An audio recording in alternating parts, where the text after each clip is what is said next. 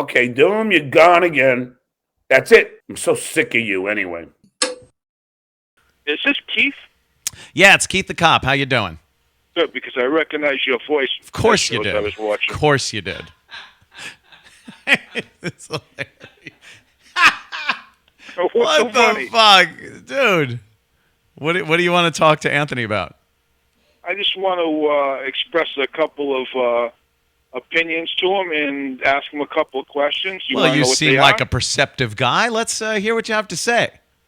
Well, one of the things I just wanted to tell him is I know he's very passionate about a lot of the things that he's passionate about, but I hope that he's passionate about the things he's passionate play to his strength, which is really making people laugh. I mean, I've been listening to this guy forever. He's the funniest guy of all time on the radio. You know what? I have a feeling that your call alone and the way Anthony will handle it will kind of make people chuckle. You think so? Yeah. Like doing something wrong? I think so. You're not doing anything wrong. You and are the other perfect. thing I want to ask him, I don't know if he's going to delve into it. I'll get it to him. What? I'm getting the feeling like TV. Like I read an article the other day where he's talking about maybe working with Opie and Jimmy again, and he kind of says, I don't know how it's going to work because this time it's my show. Right. And he jumped into this like really quick. Like once this happened, was he just a lot of things go on behind the scene that people don't know really what's going on. I mean, were they kind of like had enough of it? Because it seems like he wasn't interested what they were going to do in October. I know. Yeah, I wish I could answer that for you. Oh, you know the answer to that for him, but that's Anthony's opinions and what he wants to say. So I probably couldn't really delve into that right now. You think he wants to hear that question? Probably not. I don't know. I can't tell. All right. Well, listen, I don't want to. Dude, he's fucking. He's crazy. I don't want to, Dude, he's fucking crazy. I think a lot of O&A fans are curious about that, though. Because it's kind of, it's just kind of a fucked up thing. I mean, this is like, your parents fucking, I never went through it. Well, my parents separated and then divorced, and it was pretty bad. And this is much better. I don't understand why people say it's like a divorce. Many, many minutes later. It's like an ex-wife. It's worse than an ex-wife. I haven't seen, heard, or had any effect on my life because of my ex-wife in 2 decades, longer, maybe, I don't know, a couple of decades. And the Opster, the ex-wife, still there. Still there. Here's what are you going to my house or Opie's house for Christmas? I doubt it. I always felt that the show was never as good as when they were both together. That's just my opinion. Jimmy Norton, Opie and Jimmy Norton, re-signed their contracts with SiriusXM Satellite Radio. SiriusXM Satellite Radio. You can put their little picture up. That's a good one. Yeah. Yeah, that's the one they were using with me, kind of fading out like Marty McFly's brother in Back to the Future. I just kind of, look, hey, cut the top of his hair off. Yeah. So they re-signed. I don't know what the terms of their deal is. I don't know how long they re-signed for. I know over the years, Opie's been pretty adamant about 2-year deals, actually 1-year deals. But I don't know about this time. They signed. People are very confused on the inner tubes. I read the intrawebs, and people are very confused as to what to think, what to say, who to yell at, who to be mad at. Like, they're traitors. Or, what else are they supposed to do? Or, they're all good guys. Let's all get together. Or, they all sucked anyway. Fuck them all. That pretty much covers everything that you'll read on Twitter, Facebook, Reddit, Whackbag, all of it. But some people are getting, some people that's some people's opinions, which are fine. you can have an opinion on things. But then some people try to state things like they're in the know. Like they know things. I heard, or I happen to know that this one and this one and that one and that. And it gets all very confusing. I have no problem with Opie and Jimmy re-signing a deal. There you go. We have re-signed, not resigned. That really is a confusing little coincidence with those words, isn't it? Like English language is really, that's pretty important. Resigned is re-signed, unless you do something, put a little dash in there. What Mexican's going to know to do that? Or Chinese guy or something. So I have no problem with that. What else are they going to do? It's a great, and I got to count every word. I feel like I'm a politician. What else are they? Did you hear Anthony say, what else could they do without him? No, I said, what else were they going to do? In meaning that it's a great gig. It's a fucking good gig. They only have to do 3.5 hours now a day instead of 4. They have Fridays off for the most part. I don't know what the actual number is, but if I recall being in the office a few times when Opie wanted Fridays off and was talking to management, he probably got a lot of Fridays off, I would think. I don't think it's, I bet it's more off than on. And then apparently when they're off on Friday, there's going to be somebody in there doing a live show anyway. I don't know who or what or anything, but that's the case. I hear there was an increase in money. They got some of that lucrative Anthony Cumia money that was floating around in the budget. I take it.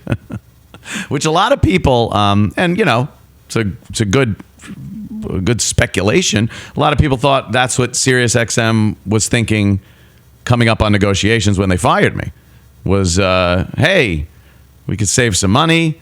We could keep the other two happy. I was the person they had to eat in Alive. Remember the movie Alive when they crashed in the Andes and they were freezing and starving and they started eating the dead people? That's pretty much what happened. I was the sacrificial dead person and, eat me. So they took my money, and they give a little of it to Jim and they give a little of it to Opie. And then they take the rest and go, look, we gave them pay increases so they could be happy with us and not bitch as much.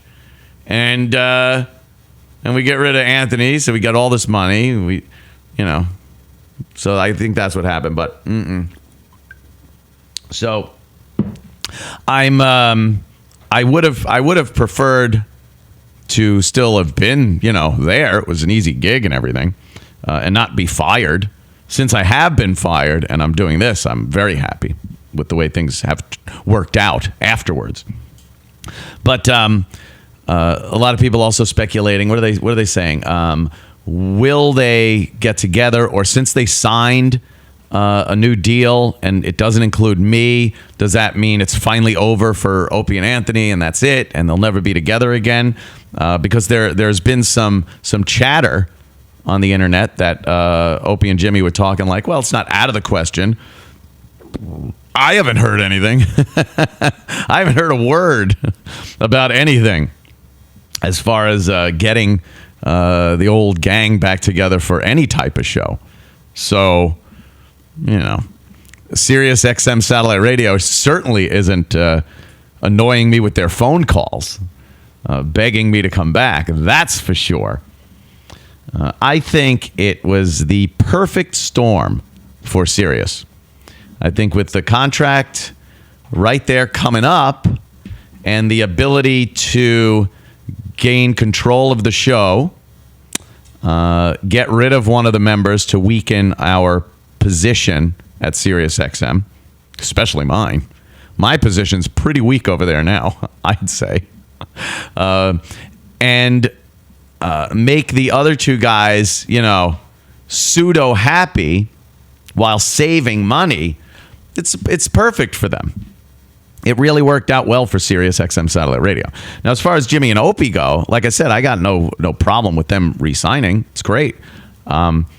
You get that personal angle where it's like, you hate to see anything go on without you. I think that's why no one likes dying. They don't like the thought of the whole world still spinning. That sun coming up and going down and everything happening while you're just fucking, rotting in the ground or something. But other than that, I have no fucking personal vendetta against them or anything. I also have been reading that people are saying that Opie and I'm not sure if Jimmy was saying this either. I'm not sure, but I heard like Opie was saying that it was obvious or clear that I had wanted to move on or do my own thing or something. I honestly don't know where that came from. I didn't. I was dandy, sitting in my little seat, collecting my big fucking paycheck. I didn't like driving in the morning. That's for sure. I didn't like getting up that early. But no, I never, because I threw together a studio in my house over the course of 5 years and was doing live from the compound, and I was doing Red Eye and Hannity and things, and always expressed an interest in politics and news and stuff like that. That didn't mean at all that I had wanted to leave the show or go out on my own for any reason. Hell no. I didn't want to do that. I assumed when it ended amicably, or the show just, whatever, aside from me being fired and the show coming to an end, I assumed I would go off and do something else, as would Opie and as would Jimmy. But I didn't want to strike out on my own at this point. No, I was happier than a pig in shit, let's say. If you were a listener of the Opie and Anthony show, there's no surprise here. There's no big reveal that people were not happy at the company that worked for our show. They weren't. How many times did you hear the bitching going on about the studio, the phones, management, their lack of interest in the show, the lack of promotion?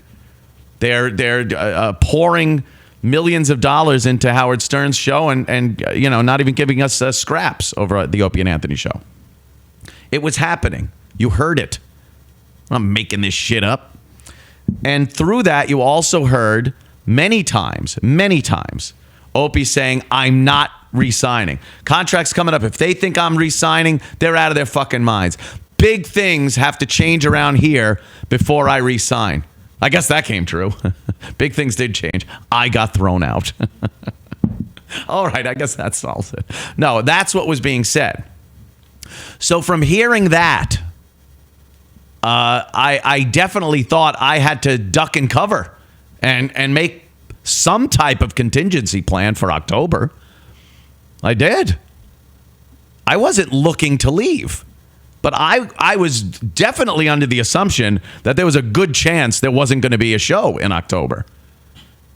And for many years prior to that, that situation had come up.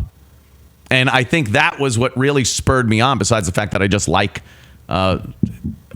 building studios. No, I like video and, I've always liked that. In my case, photography. If you recall that from CNN. So because the uncertainty that there would even be an Opie and Anthony show every year, I did this. I built it up. I did the live from the compound shows, which were very willy-nilly. Pre-Keith the Cop on Organization. It's just, I had my job. That was just fun. And then, Hitler comes in and fucking gets everybody marching, goose-stepping in the same direction. It's nice. Actually worked. When it comes to the show, and especially like they rip Opie apart like no one's fucking business. That's what I wanted to ask you. It's now, I really want you bad. to be honest with me. I want you to be honest with me. Is that okay? Yeah, sure. What's going on with you and Opie? Are you good friends now or no? No, I don't think we can be considered good friends. We worked for 20 years together. We had tremendous success. We haven't really spoken much since I got fired. Well, this is what I heard. Uh-huh. And Anthony, don't be mad at me. No, it's I don't care if you don't have me back, but it's fine. This show has always been open, honest All right. forum. So here's the thing. This is what I heard on. I mean, with all the Twitter. Yeah. Twitter, the New York thing. Twitter. Twitter. I heard that you were upset that he didn't, get you back on this whole kind of thing with the racist thing, whatever. I did an AMA and actually addressed that on the AMA. I said, AMA, what's that? Ask me anything on Reddit. I don't know this people shit. just ask you shit and you answer. I'm like John Favreau on the chef. I don't know shit fat about this John crap. Favreau and his hot chicks that he never would get. I talked about that and said that I said when they re-signed to do the show, Opie and Jimmy, that look, I can't blame them for what they did or didn't do over there. They got to make money. I know that it's a big risk to leave a steady income and job like that to support somebody. So I don't blame them. As time went on and as this is building and I think about it more, I'm curious to know how much effort went into getting me back. How much the bosses have you asked him? No, I haven't. But why That's not just it. ask him? We haven't spoken. But wouldn't you just pick up the phone and say, "Hey, did you back me up?" I think it's an awkward thing to broach. It's kind of, I know we need to sit down and have a chat, but I think after 20 years of working with each other and the ups and downs, you know what it's like to work for somebody for a long time, especially in this business. There are times you can't fucking stand each other, and times you're closer than anyone else in the world with. Because I was talking to my brother. Do we have time? Or are we almost over? No, I could go as long as we want. Because I was telling my brother, like I said, he was a big fan of Who's coming in? The cleaner? No, I just we got to get off before the fucking window washer gets here. And it's my house. She farts for fucking as well. No. But here's the thing, because my brother, because I said, and if it's okay if I say, I said there was sometimes that you guys didn't get along. Oh yeah. And my brother's like, get out of here. They were perfect chemistry. Everything was great. Yeah. I mean, you would never ever notice it. And then you and I talked in where I know with me and Howard it was different. Howard would beat the shit out of me sometimes. Yeah, sure. And I would leave miserably, but I was a sidekick. I wasn't the co-host. Right. You were the co-host with Opie and him. But we were in a strange situation. There was a different dynamic there as a pure co-host. It was the Opie and Anthony show. I was brought in. He was already doing radio. He had a show on BAB, and he was always the guy that knew radio. So I was kind of there, But you were the funny guy. Well, that's what everybody says. And I never listened because I was on Team Stern yes, at that Team time. Stern. But that's what I'm here. And I had the privilege of watching you do your Howard impression. Oh, the Howard impression. And I laughed my freaking ass off. That's funny. I laughed my. Cool. I swear on my life, I laughed my ass off. Oh shit. But yeah. So you were so with this whole thing that happens. And you can I don't expect you to lie, but but I expect you to sugarcoat it. It's a relationship. No, but this happens to you where they throw you off the show. Yeah. Now, you gotta be freaking pissed. Yeah, I was fucking pissed. Hell yeah. Okay, so then you get pissed, and there is not one thing in your body that goes, "Hey, Gregg, come on. I mean, back me up here. I mean, this is our show." I didn't know. That never crosses your mind at all. I didn't know what was going on behind the scenes at that point. Right when right when it broke, before I was even fired, I didn't know what was happening. I got fired so quickly between when it happened to my firing. It was a very short period of time. Then after I got fired, I knew there was no getting me back based on what I was doing. And I had to concentrate full bore into getting something going, getting this show launched. Yeah. So I didn't give it much thought. And when I heard they signed or were even considering re-signing, I didn't give it much thought either. Again, my energies were here doing this. But see, now I'm going to call you on this. I'm going to call you on this. No, but I'm not done yet. You don't want to call for him? You don't expect a call? Hey... I expected a call, but I think he expected a call. And Why does he expect a call? I don't know. That had been a problem over the course of our whole working relationship together. We had I think the biggest problems we had were a lack of mutual communication. Whether I didn't feel it was necessary because the show's going good, and he was more a hands-on, let's talk guy. I'm not a let's talk guy, honestly, and it's weird. That's my job. But as far as confrontation goes and things, if things are going well, I don't want to fucking talk about it.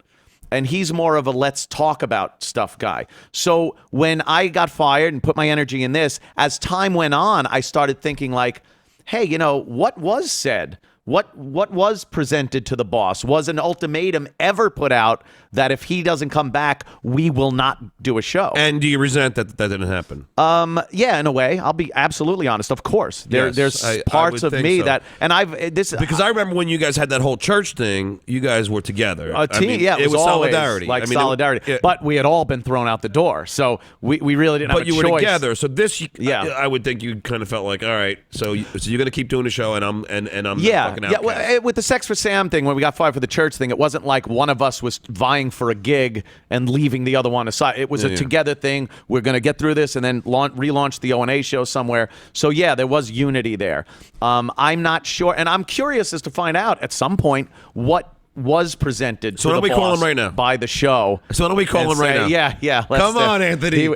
Come on, let's do it. Let's come on. I would love to. I don't think Opie is of the mindset right now to just cold come on the show and discuss things. I had talked to him about being on the show, Yeah. and he said he thinks we should sit down somewhere and talk first, and then he'll do the show. So that's kind of where we are. That's the pussy way to do it. Let's just fucking sabotage. So how him. about you and Howard? How about you and Let's Howard, John? ambush the motherfucker. How's the relationship there? When was the last time you talked to Howie? No, I'll be exactly. And listen, I'm Anthony, just fucking with you, John. I love you. You know that. I know. I'm fucking on your side. I think you're fucking. Yeah. I mean, You're one of the best guests I have. It's fantastic. Pumpkin. But that's why I think you and Opie, or do you call him Gregg or Opie? I've called him Opie forever, so it was always Opie. Gregg would have been a weird thing. We had a couple of on-air fights. Yeah, they were Because my brother really was bad. shocked to hear No. that you guys ever had. There were like, 3 instances. They were up online somewhere, but there were 3 instances where we really got into it on the air, and it got real fucking uncomfortable real fast. And then he had a blowout with Jimmy once, I guess. Yeah, one time it was about... He had wait. Yeah, him and Opie Jimmy. Jim Norton? Yeah, went at it. Like a real fight? Not a fist fight, but a verbal sparring match I am argument. fucking pissed, and I'll tell you why. The beer's almost empty, and we don't have another one. Oh, fuck. Yeah, look at Garrett's on his way. I knew he was. Sorry. And if you recall watching this show yesterday, John was quizzing me about my relationship with Opie and Jimmy and the SiriusXM, and we discussed it. It wasn't really anything I hadn't said before on this show or in interviews, on other podcasts. You know, a lot of people ask you questions about who you worked with for 20 years. So, I talked about it, and then John was on Opie and Jimmy's show this morning and brought up the same subject to Opie, and I guess I listened to it, and I read a lot of stuff on Reddit and some other websites that were talking about what was said, because if you just read the stuff, I don't think you can get an accurate feel for what was said on the radio show. And I've had this happen over the years that I've done radio. Someone will always say like, oh, so-and-so fucking called you a dickbag asshole and hates you. And then you listen to the clip or find out what really happened, and it was nothing. It's like, no, he didn't say anything. So that's why I wanted to listen to the break from their show before I even wanted to comment. And I saw nothing bad about what Opie said on the show. I think it was pretty fair assessment of what's been going on. I don't think this is anything out of the ordinary. When you're doing a show with somebody for that long, or doing anything, if you're in business with somebody for that long, if you're married for that long, you're gonna have problems and issues. And then when that separation happens because of a divorce or a business failure, or someone gets fired from their radio show, you're not gonna just be talking all day to each other. You're not really gonna be. You do need that time away. There was really nothing to be said after all was done, as far as me and him getting on the phone or anything. I've never been a phone call guy anyway. Could ask anybody; they'll tell you. I don't like phone calls. I don't like talking about serious subject matter. I like disposing of it as quickly as possible through a text or something. That to me is I kind of like that. What's that? You're like Paulie. I'm like Paulie. Paulie hated phones. Paulie hated phones. He didn't say 2 words. Yeah. I'm like Paulie from Goodfellas. We've had our issues in the past, like anyone would. This is not out of the ordinary. We've had our issues in the past, and we dealt with them and kept going on. There were a couple of revelations that I got from the break that they did on this morning's show, that he said after 1999,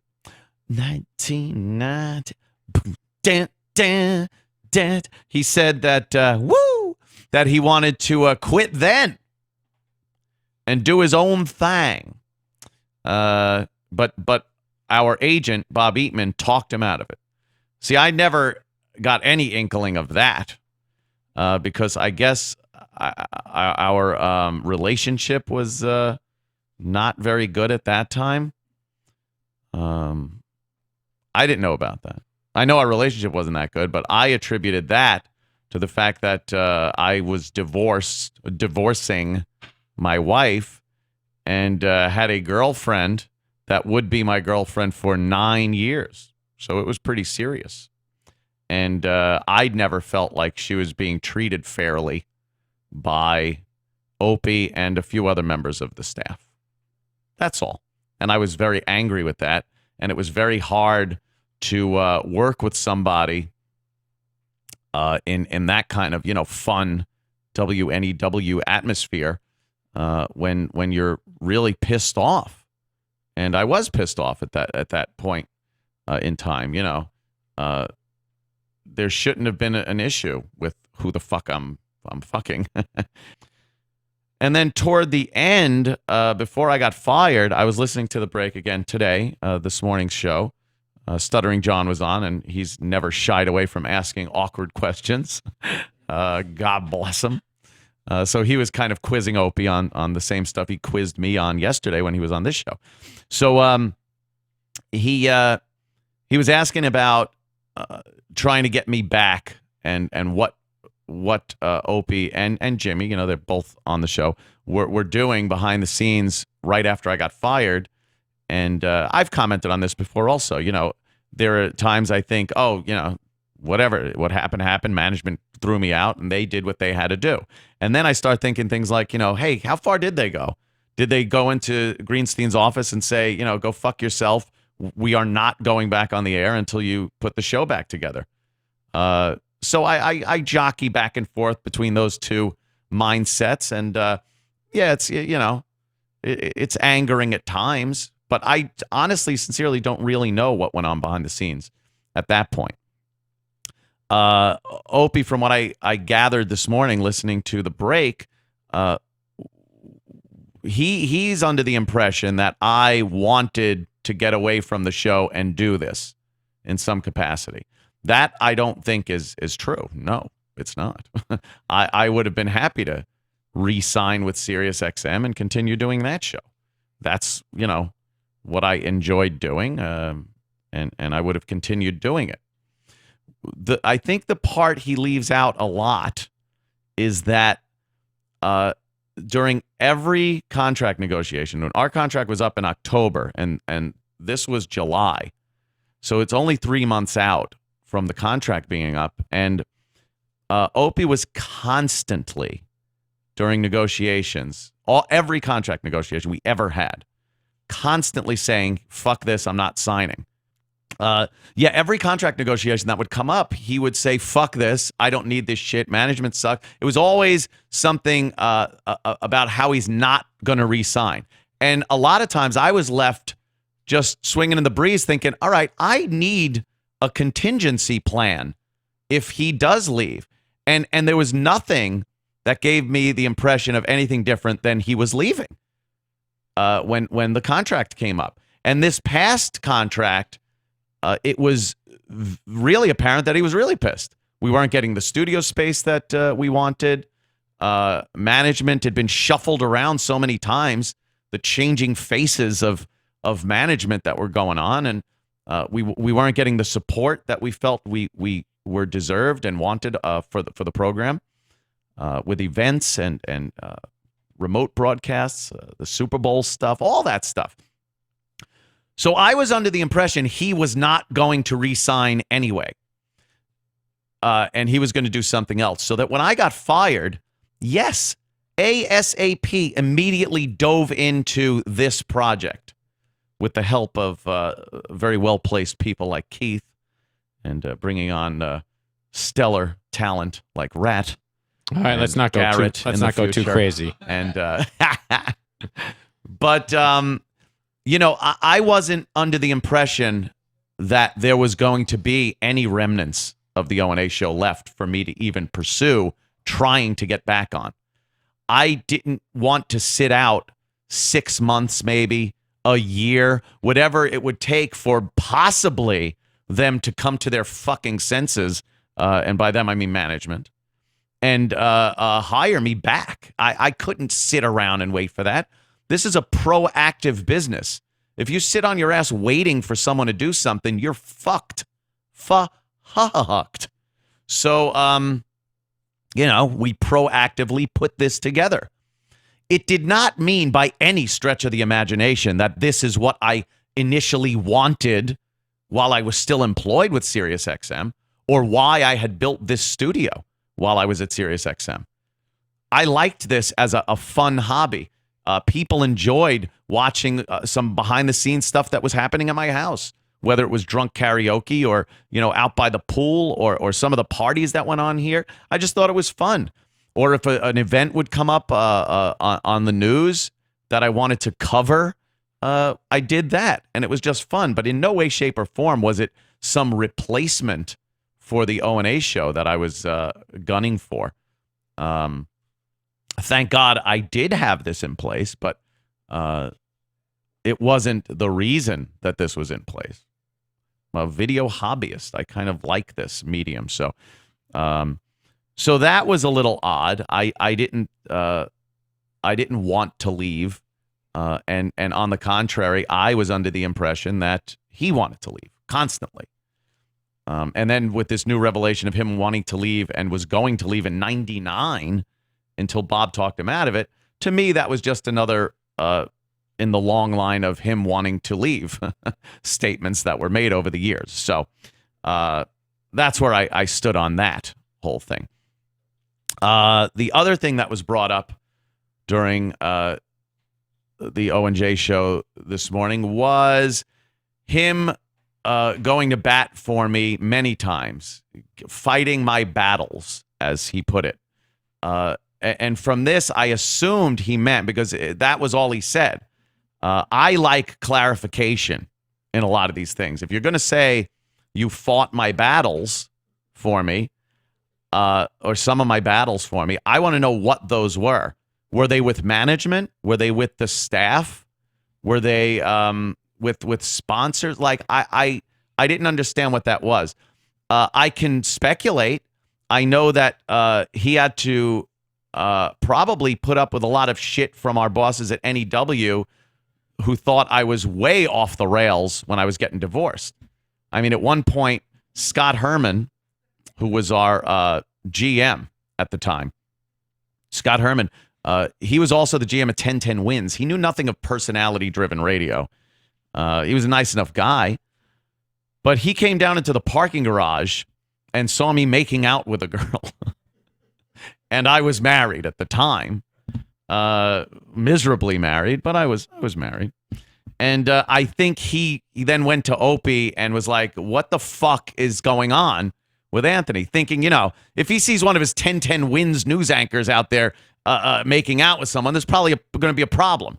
If Anthony from the Opie and Anthony show is making out with some girl in the parking garage, who gives a shit? I was miserable. And what's that? At least it wasn't a guy, right? That's right. It was Jamaican Mike from the parking garage. I was making out with him. So, I know he had to clarify things like that with management, but I think it was over dramatized by management a lot of times. I absolutely know I was doing my job on the show. I was going in on a daily basis and making what people over the years have called entertaining radio. And a lot of those clips and bits are out there for people to see. And, that was my job. And I did my job. So those fighting the battles, I don't know what that means. And it doesn't go one way. Like, I definitely fought battles for him with members of the staff over the years and management and the agent. It's the way it is. You're a team. Your partners. So of course there's going to be you're going to go to bat for who you're working with. So to say, hey, I had to fight battles for him and stuff, it's like, of course you did. I don't even think that needs to be brought up.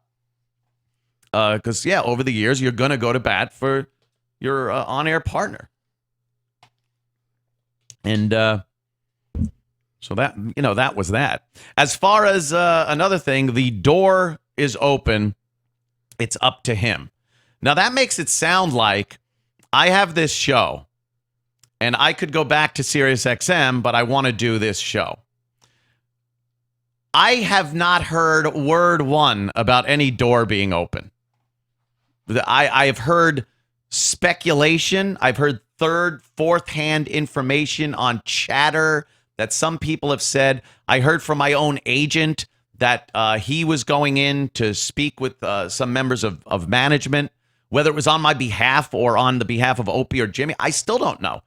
I've never heard anything that would give me any belief that they want to hire me back. So the thought that the ball is in my court and the door's open and it's up to me to pursue that is preposterous. And if the door is open and it's up to me, someone let me know, because I'll sit down and talk to anybody about anything. Just a couple of things, I guess, on the agenda that need to be addressed per usual. Things come up overnight. The Opie and Anthony back and forth thing. Don't make so much of it. You don't have to make so much of it. It's not this big conspiracy or big thing that is building. I've heard, oh no, look out. No. We both address the situation openly and honestly.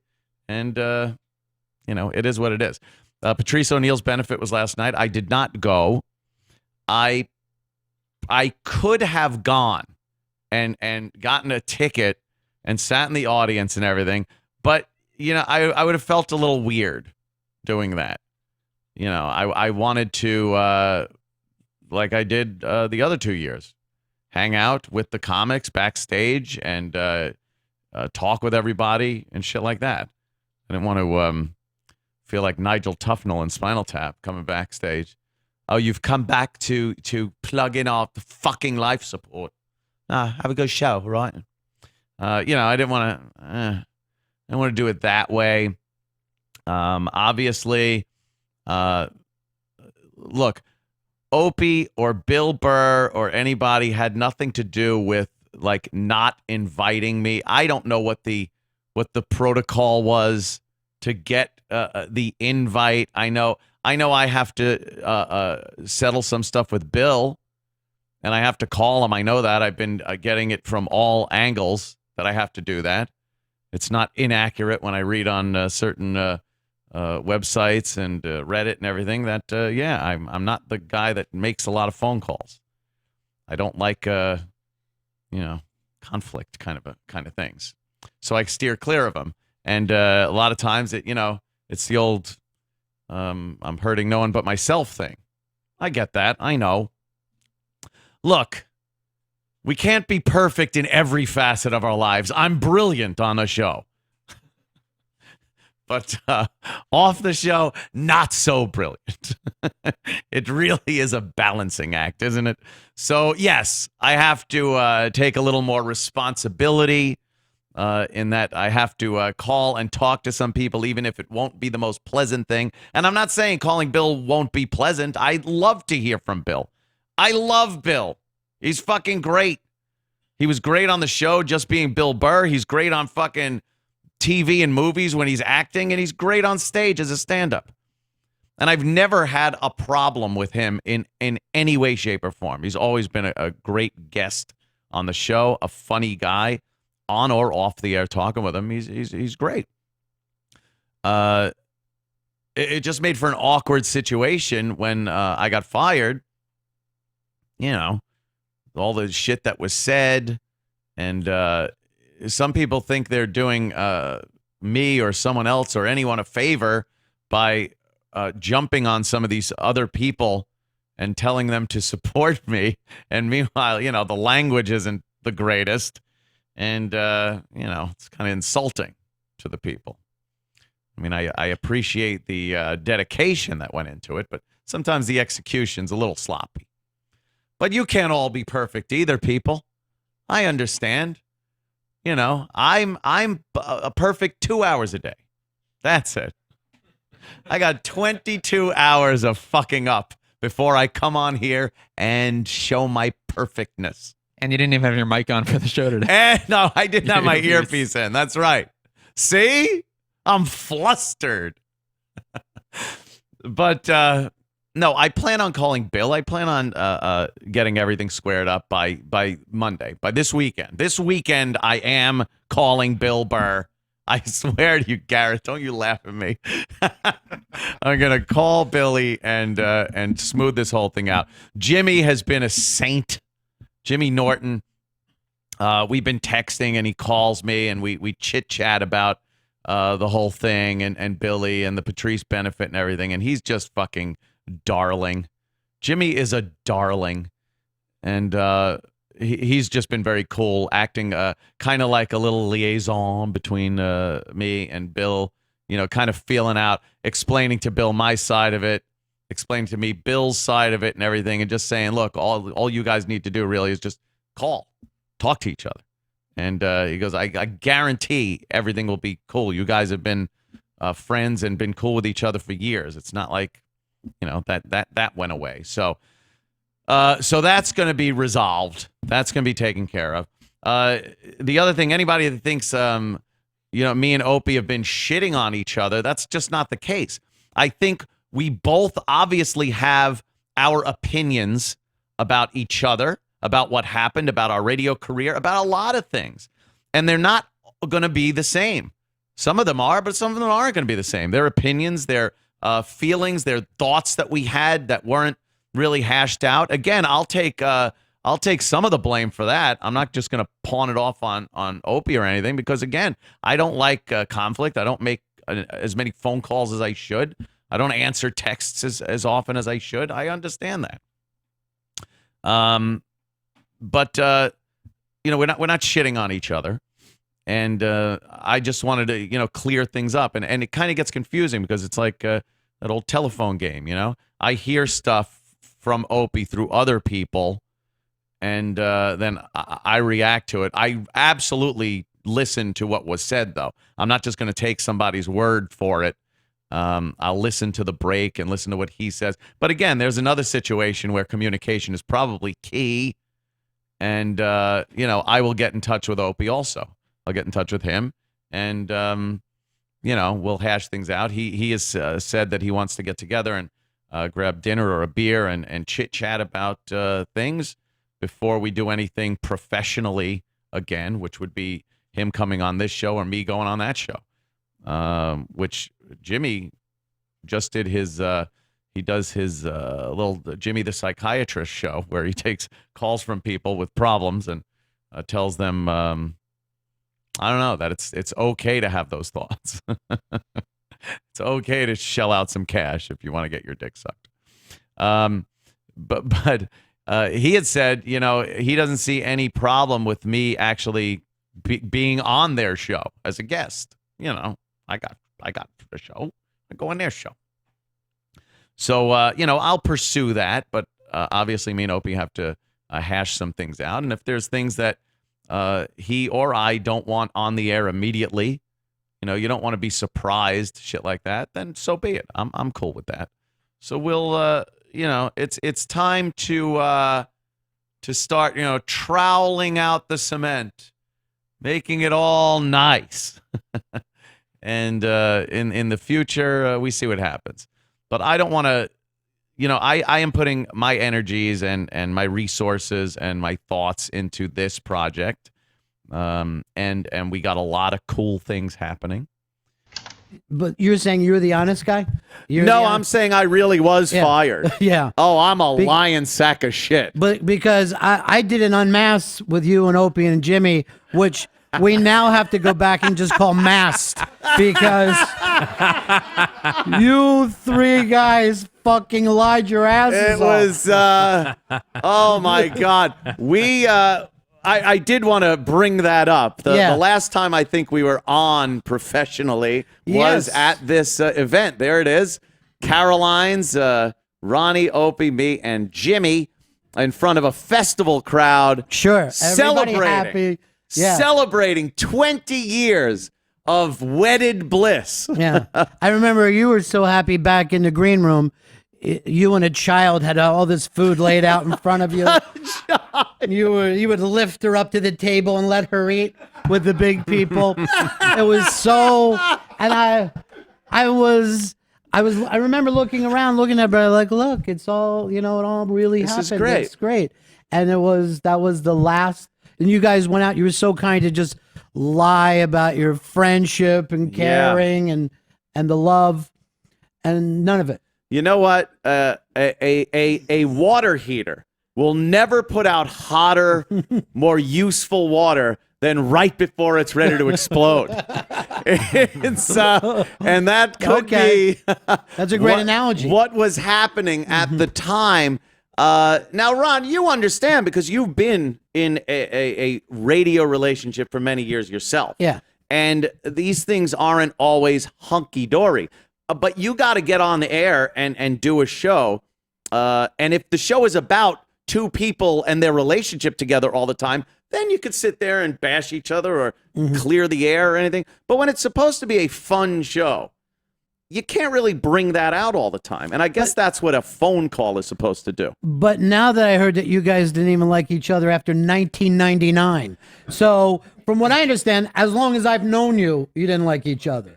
Well, no. I think they misprinted it. We didn't like the song 1999. Okay. Well, you were wrong. Yeah, I know. And then great. in hindsight, it's a great song. Right. No, I wouldn't put it that far back either. I know that's what was said and stuff, but I would not have put it that far back. I mean, that means we only enjoyed each other's company there at AAF. And then when we got to New York, it was an instant problem. We had issues, but it wasn't this where I didn't like him or we didn't go out or hang out or anything like that. As time went on, our lives changed. You got to witness that. A bunch of... But you brought Jimmy in, you guys even said, because you said there was a year you guys weren't talking. Well, Opie said he brought Jimmy in to save the show and that I had a problem with bringing Jimmy on board. And that's completely false. I did never say. But I loved the fact that Jimmy was coming on board. He wasn't just thrust in either. He didn't just pop in the seat one day and it's like, "Hi, I'm full-time Jimmy." We brought him in slow. It was. I do like the name Full-Time Jimmy. Full-time Jimmy is a good name, right? Yeah. And there's Full-time Jimmy and fucking Big A and yeah. So it wasn't like a surprise or a bad thing. I thought Jimmy fit the show very well. I think our lives changed so much after I got a divorce that, and he got married. And then, and when we had those 2 years off, it was really, we didn't talk a lot then, and a lot changed during that 2 years. So I don't think you have to be good friends, though, to do good radio. I really don't. I don't think you have to be pals. And as far as calling or talking after the show about things, we just talked for 4 hours. What else do I got to say? It is true, man. I poured my fucking guts out. So, I think we both went a little far in recent weeks as far as throwing trash or human garbage. Whatever was being thrown. Which, by the way, I do smell human garbage in this room. Yes, it is me. But it's not like bad garbage. It's human. It's like an garbage. old foot Yeah, that no one wants anymore. Human garbage. But you don't let that stick to you because beyond not liking each other, you guys love each other. We did a great job on the radio. That can't be just brushed away with the fact that we never hung out and, went to concerts. But it's actually, the work is more important than the friendship. Anyway, absolutely. Like, do you give a fuck that John and Paul had problems in the Beatles? No, it doesn't matter to me. Fucking write the songs and make the music. 4 guys that get together really well and like being together are a fucking wedding band. You know what I mean? They're not good. There's no tension there. So you don't let it stick to you. No. And I'm guessing Opie doesn't let this stick to him. And I'm going to say this. The O&A show is going to get together again. It's going to happen. Wow, Ron Bennington predicts. It is going to happen. That the O&A show will get back together. And I'll tell you what's going to do it. Mm-hmm. Money. Somebody out there, there is some new form of content that we don't even know. Right. And they're going to go, where can we get viewers, listeners? Who's left? And they're going to throw some cash at you guys, and you're going to be sitting in there. Just like the XFL, we're going to go, okay, we'll take it. Yeah, why not? Yeah. It did. As far as the show went, I was having a great time. I'd have stayed there. It was the perfect gig. As far as the friendship goes, we obviously know about that, and I think that affected Opie more than it did me. Like, it didn't matter to me professionally if we had a friendship or not. It mattered to him if we were, he would just say we should communicate more. But that didn't mean show related. That was like talk more and be friends. Why couldn't you do that? Because I don't do that with anybody. I don't. When What happened, Ant? he said, what happened to you, buddy? I guess you could replay shows and hear everything because on those slow days, you pour your shit right out there. You got to. For the world. Yeah. No, it was, when Opie said, look, the guy he never came to my house. And it sounds like, holy shit, the guy worked with him and never came to his house. Jimmy lives across the street from Opie. I'd never been to Jimmy's house. I wasn't to Travis's house, E-Rock's house, went to Sam's house, never went to fucking Mars' house. I've never been to any of their houses. If they would invite me for a party, maybe I'm the problem. Maybe I'm uninvitable. Well, I've been to Mars's house, and it's scary. Is it? Yeah. I mean, it looks like you just hammered some things together, but they were making chicken in a trash can, and the whole family was together. It seemed nice. I didn't understand what they were saying. It's a cultural thing, yeah. But now looking at it, why? Look, I've known you for years, and I never saw you with all your show prep in front of you. Oh, I know, The way you do now. You go out and do these fucking nutty podcasts one after another. Exactly. And you wouldn't before you're like, I'm getting the fuck out of here. I'm in, I'm out, do the show. Yeah, I think the O&A show became a little complacent. Today on the Opie and Jimmy show, when Rich Voss releases a joke that I don't believe Opie liked, thus reinforcing the term Gregg shells. Look, I try not to make a habit of playing clips from the Opie and Jimmy show, but sometimes things are very funny, sometimes provocative, sometimes newsworthy, things like that. Or if they mention me. So I guess Rich was on the show today, and Bobby Kelly was on the show, and Jimmy, of course, Norton. And Voss comes in, and you'll hear in this clip, it's fast, it's not too long, that Rich is immediately set upon. But that's usually been the way. I did the show for a little while with these guys. I know the dynamic of the room when comics are in there, especially when you got Jimmy, Bobby, and Rich in the room. You know the shit is going to be flying. And Rich walks in, and it's always like pounce on Rich. But one thing that I think maybe a lot of people didn't understand over the years with the show is Rich is very good. If you see Rich in a club and somebody heckles or he picks something out in a crowd, he will kill that person. Like just verbally deconstruct somebody. I've seen him do it so many times, and he's very good at working a room and coming back at somebody. So Opie just sets upon him and starts talking about his weight and the way he's talking and everything else.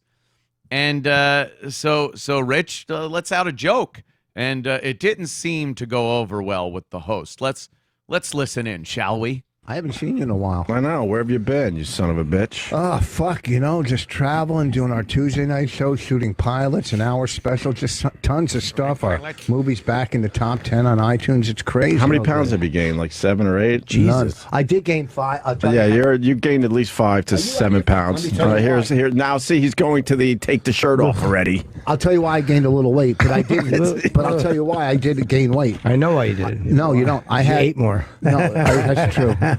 I had an upper endoscopy 2 weeks ago. What? I had an upper endoscopy 2 days ago. What? Upper endoscopy 2 days ago, and you thought I said it wrong, which I didn't. You did the second time. No, I didn't. You said endoscopy. I said endoscopy. Can we go back and no, play forget that? it. It's not worth it. That's old radio. This is new radio. But this is new radio. This is the exact same shit we've been doing for 10 years. What's different about this? The talent is not here anymore. Oh. So what the fuck was that? Could you pause that right there? Because it's such a slam dunk setup. Like Opie sets himself up so bad. Been doing this for 10 years. What's different about it? Like it's like, here's a big steaming plate of shit. Let me flop it into your face. It couldn't. You can't write that type of fucking Abbott and Costello back and forth timing that you just heard right there. It was a perfectly executed joke. And believe me, and you could go back to old O&A shows and pull up them bashing the shit out of me. I appreciate like a well put together joke, even if it was at my expense. You can't deny it is such a great setup, and just wham does he fucking. Could we rewind a little and get that, and then we'll hear the continuation. Shit we've been doing for 10 years. What's different about this? The talent is not here anymore. Oh. So What the fuck was that? Anthony, I was complimenting him. Oh. So here's the thing. I had this stomach problem. What the fuck? And it gave me, listen to this. Yeah, go And I ahead. talked about it. Yeah, okay. Enjoy your last time on the show. Yes, go ahead. Jesus. It gave me a hunger I pain. canceled Dan's soda for this shit. Go ahead. Oh. Well, you want to play? Let's play. Let's go. Let's have some fun. I love that one. Fight. That one's always Yes. great. I mean, look, and again, this isn't reigniting any fucking flames of battle between the Opie and Jimmy show and this, or personally between me and Opie and stuff like that. We've texted back and forth a few times, and kind of are at a mutual understanding of how things were, how they are, all that shit. It's great. But there were a few instances where that would come up. One of which was the two of which were the two on-air fights that I had with Opie. One was over the grapes, and one was over, I guess, the episode that he had with where he was suing the New York Post. And we had gotten into arguments on the air about that. And then we get the, oh, you want to do this? You want to go? You want to go? And it's like, well, we're going. Go. And then the other one was Jimmy and Opie having a fight. And we heard that also. Oh, you want to do this? You want to go? Leave it alone. Leave it alone. Leave it alone. Like something's coming. Look out. And then it just, I don't know, just never seems to materialize. But so then to say you want to play with with fucking Voss? Like I said, go to a club. Honestly, if you have not seen Rich Voss live, it's different than him being on a radio show. Go see him live. He will fucking kill people in that audience to where the audience is laughing their asses off, and the person, they're defenseless. They're defenseless. And it's really fucking fun to watch. And to think, like, I wouldn't tell Opie, I wouldn't tell Voss, come on, bring it, Voss. No. There's a dynamic in that studio when you have a bunch of comics in there. And by a bunch, I mean, Jimmy, Bobby, and Voss are in that room. And there's a dynamic where you best be fucking head on a swivel. You pick your shots. Don't be overzealous. Don't just think you can throw anything out there, because they will turn it around and shove it right up your ass. And it's fun. It's exciting. It's scary at times. When someone's saying something and as they're talking, you're constructing what you're going to hit them with. You can't wait. You want to do it. It's a great exercise in comedy is really what it is. So to say, bring it to Rich is like, what are you going to bring? It's like being on the starting line of the Indy 500. The flag goes, the cars take off, and you're sitting there at the starting line going, you want to race? You want to race? Come on. Step on the gas. Come on, bring it. It's like, well, we're racing. See, as a matter of fact, we're coming back around, so could you get out of the way? I'm just saying.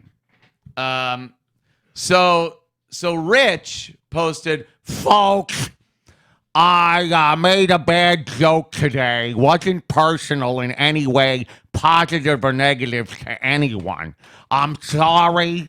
Don't feed into this. It's just a dumb joke.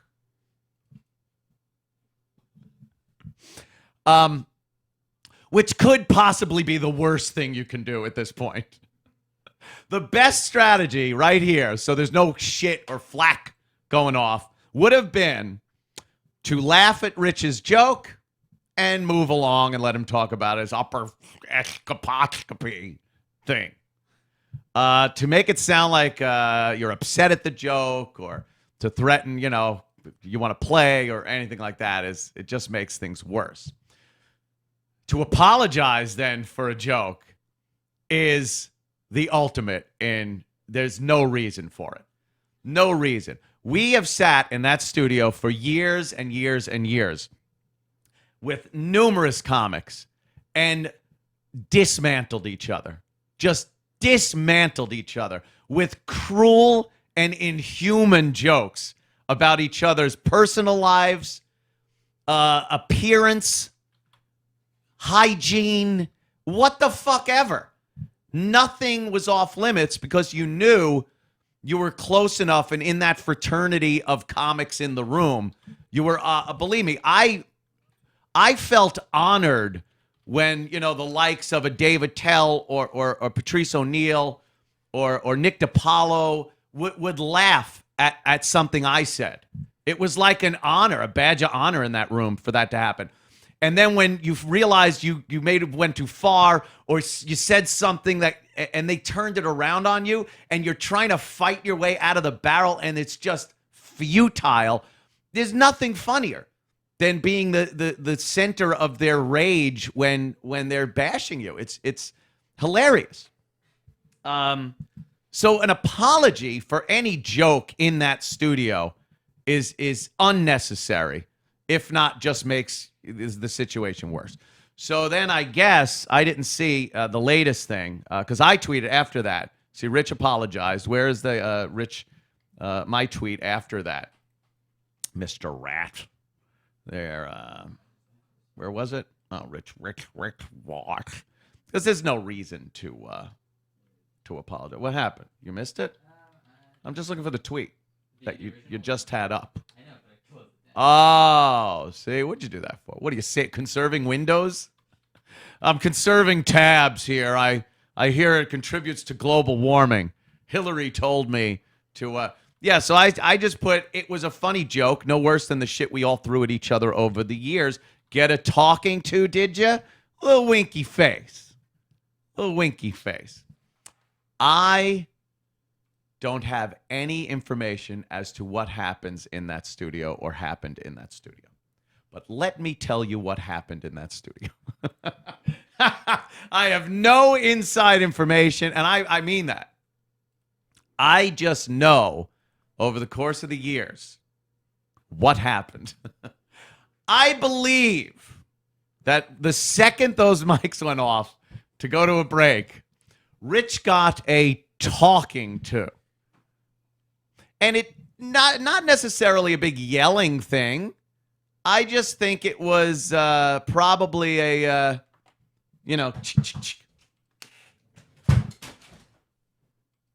what the fuck, Rich? What the fuck? I'm fighting these haters every day on Reddit and Twitter, and you just feed into it? No, whatever, dude. Whatever, dude. Is this the same talking that Sam got? I don't know. I wasn't in the studio. This is, past performance is indicative of future events. So I could kind of build a profile. But Opie says, nah, it was good. It was a good joke, Rich. Fun show today. See you soon. So I guess I'm wrong. Maybe there wasn't a talking to. Maybe things have changed. This, I don't know. I woke up at the early hour of noon, and my phone was pounded with texts and emails and all types of other Twitter, direct mess, everything, and people saying, "Holy shit! Did you hear Opie and Jimmy having it out on the air?" Now, it's kind of a coincidence because last night I was listening to a clip of the Opie and Jimmy show. I was listening to a clip of Opie complaining that J.J. Abrams was not going to do their show. J.J. Abrams is doing Howard's show and doing a town hall at Sirius Satellite Radio. And Opie was very upset with that and went on to say how people stopped going to the show, like they get popular and then they don't come in anymore. And actually saying something to the effect of, look, I'm not trying to start something with J.J. Abrams. And I was thinking about that. I'm like, it's delusional to think that you could have any effect on Star Wars and Star Wars ticket sales. Like, JJ doesn't have to come in and do your show. Remember the fondness of when he did come in. He came in twice to promote a couple of movies, one of which, like, he was talking about Star Wars, Star Trek, and I loved it. But he doesn't have to do Opie's show. He doesn't have to do a lot of shows. He's probably contractually obligated to do Howard or something. But to think, like, and then to go, look, I'm not starting anything with J.J. Abrams here, thinking that you could start something, it got me just to thinking, like, God, that's delusional thinking. I didn't tweet it. I didn't text it. I just thought it last night. I was thinking that's kind of a delusional perspective to have on your show. I was telling the inimitable Gavin McInnes just seconds ago, we had a great run with the O&A show. We had some really big popularity at NEW. We had just come to New York. It was great, making boatloads of money. It was fucking fantastic. And then, we fucked up a couple of times, got fired. The last time we got fired before Sirius Satellite Radio, we were damaged goods. We get back to Sirius, or they hire us at XM. And, we pretty much had to rebuild the whole thing from there, which we did. Never to the point that we were at NEW, but it was comfy. It was nice. We were doing well, but nowhere near where I think this guy just needs to be. He needs to believe that he's somewhere huge. And it just it isn't that way anymore. So that got me to thinking about the delusional aspect of that. But whatever. Then I wake up this morning and I hear this.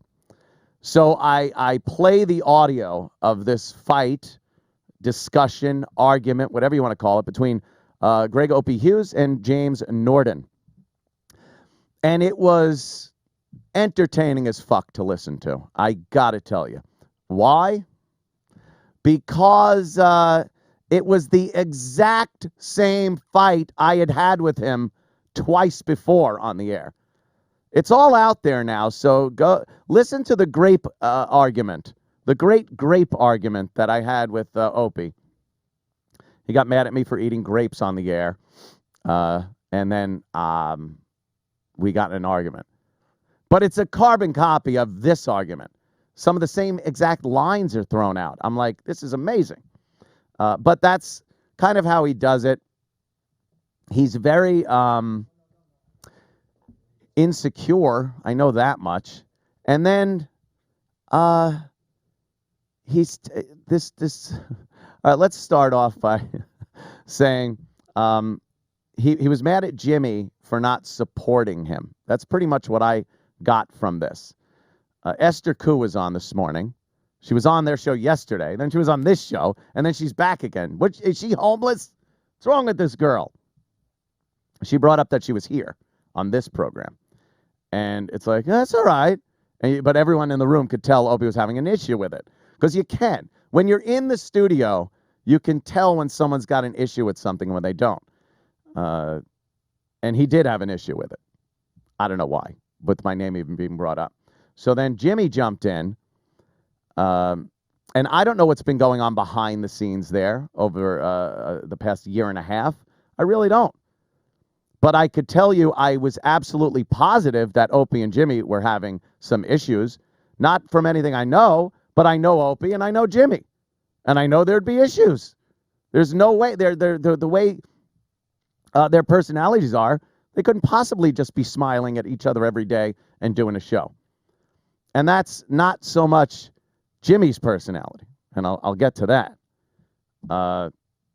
It's very difficult to work with Opie. Just is. Always has been. I brought it up. I had the big blowout thing that I did when I first started this show and talked about working with Opie, and it wasn't a treat. It wasn't a fun atmosphere. I had a lot of fun there, but a lot of times we'd walk in and the atmosphere was pretty shitty. And Jimmy brought that up on the argument he had with him today. He said, Opie, I go in the morning, and I say, hey, what's up, dudes? Or what's up, guys? Or, hey, ladies, I think was one thing he said. He goes, hey, ladies. And he goes, dude, you don't even look at me. You don't say a word. You don't even look. And that's what I dealt with for that many years. The not looking, the looking down, on the phone. You're doing a bit on the radio, having a conversation with someone, and just out of it because he doesn't care or like what you're saying. I don't know. But that was the exact argument Jimmy was having with him this morning. And then, of course, I come up, and Opie, as you know, I will be attending the Patrice O'Neill benefit that Bill Burr throws every year, this year, next month. And I assume that would be a place where, hey, finally, I'll see Opie. We'll probably talk or something and, figure this shit out. He gets on the radio this morning as he's arguing with Jimmy and starts saying shit like, no, I won't talk to that fucking guy. I won't even be in the same fucking room with him because of what he did. And Jimmy goes, what'd he do? I can't tell you. And Jimmy's just flabbergasted. He's flabbergasted by this. Because why can't you tell me? Now he's getting mad. And this is how it kind of starts. Because he's like, why can't you tell me? Well, I just don't feel we're friends. And if you recall the great grape argument, that was Opie's big thing. We're not friends. You don't text me. You never gave me a wedding present. You never came over to my house. You haven't seen my kids. All that stuff that I like to call bitch shit. Because it's bitch shit. Men don't talk to men like this. So he's giving Jimmy the same bitch shit. I can't tell you right now. I can't tell you. But he was doing some pretty fucking heinous things behind the scenes. Heinous things behind the scenes. So Jimmy's like, what? I can't tell you because we're not friends. Dude, come on. Let's be honest, dude. We're not friends. We don't talk. We don't. Carbon copy of the arguments I've had with Opie on the air. He has a very big problem with this lack of female type communication. And this isn't me bashing him, hey, chick, faggot, whatever. I'm saying his idea of two men communicating in the workplace is a fuckload different than many men communicating. Again, I was talking with the lovely and talented Gavin McInnes outside. And we were talking about, could you imagine that on a job site? The fucking electrician is bashing my carpentry work. And, you as the tin knocker, I thought I needed you that day. We're not friends. We don't talk. The electrician would come over with a big roll of Romax and just start smacking you with it. Get out of here. Guys on the job site would be like, is this a message from my wife? Are you actually talking to me? Or did my wife call and you took a message and now you're telling me what my wife said? Because it's not how men talk. There's a direct quote that said, I really needed you that day I was crying on the radio. He said that. I really needed you that day I was crying on the radio. I really needed you that day I was crying on the radio. Could you imagine that? I really needed you, Robin, that day I was crying on the radio.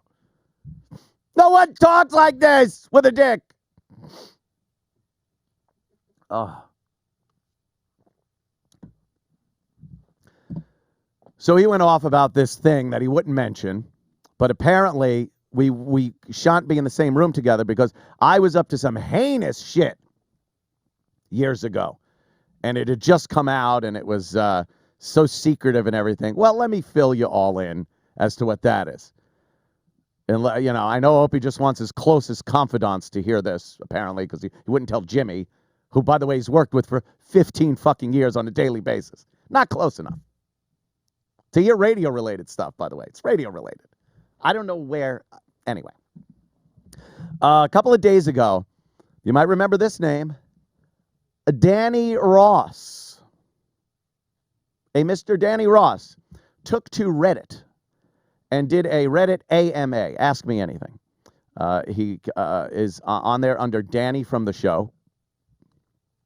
So I was reading it, and it was mostly accurate, pretty accurate, but I wasn't sure it was Danny. It could have been someone else that was very close to the show. He had dump sheets from K-Rock and stuff where we used to have to dump out of the show, and it was written down and recorded the time and everything. So he had those. So obviously he had some connection to the show.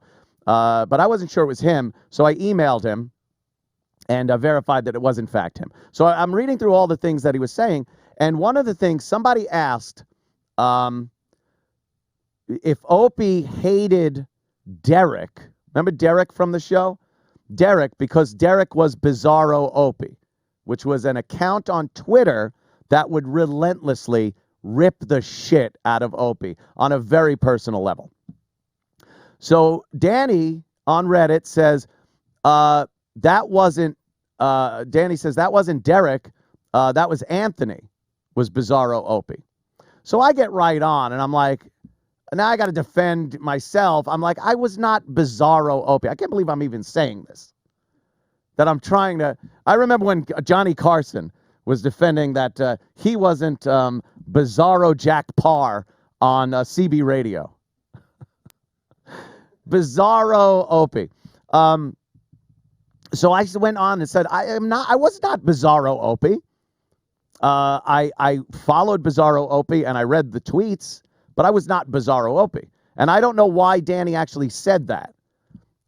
We had hung out during that whole time, and if I was, I absolutely would have told him, but I wasn't, and I never said I was. We had talked about the actual Twitter account and thought like, oh my God, this guy is fucking relentlessly brutal. But it was not me. Now, I'm guessing that Opie, who cannot stand a lot of the Reddit people, who calls them, they're all trolls and they're liars and this, that, and the other thing. He put complete faith in what they said after that. Because Danny never posted another thing about Bizarro Opie. He said, it wasn't Derek, it was Anthony. And I said, no, it wasn't. On multiple threads. I said it wasn't me. So Opie took that as I was Bizarro Opie. This is all I'm gathering. I'm gathering that this is what he meant by what annoyed him.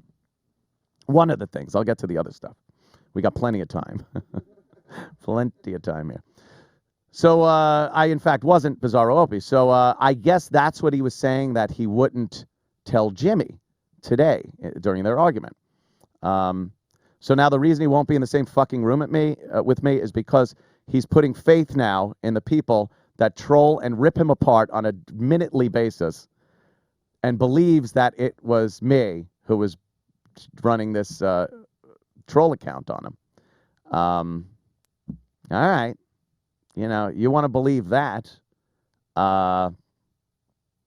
It wasn't.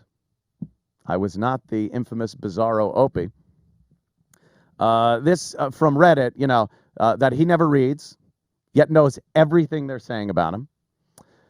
He never reads it, yet he has changed show policy, words he uses, logo of the show. The logo of the show was changed because people on Reddit were calling it Opie Racchio because the line went through too far on the D and made it look like a Q, and people were saying Opie Racchio, so he changed that.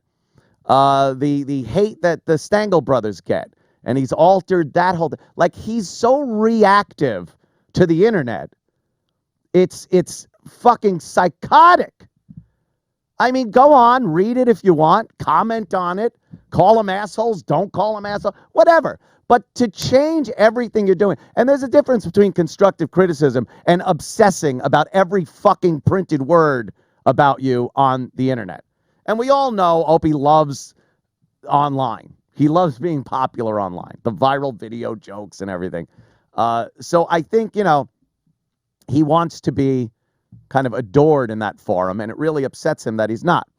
Now, you know who enjoys this? Reddit. Oh, do they love working him like a marionette. That's what it is. What should we have Opie do today? Let's make him do this. They're running him. Relax. He doesn't have to fucking take everything they say, like the Bizarro Opie thing. Again, Danny said it once, and I spoke with Danny on the phone a couple of nights ago. Had a nice enough conversation. We hashed some stuff out, some stuff we still got to talk about, but, we talked about it. And I told him I was a Bizarro Opie, and it kind of got left at that. But he wrote it once on Reddit, and then the Reddit people run with it.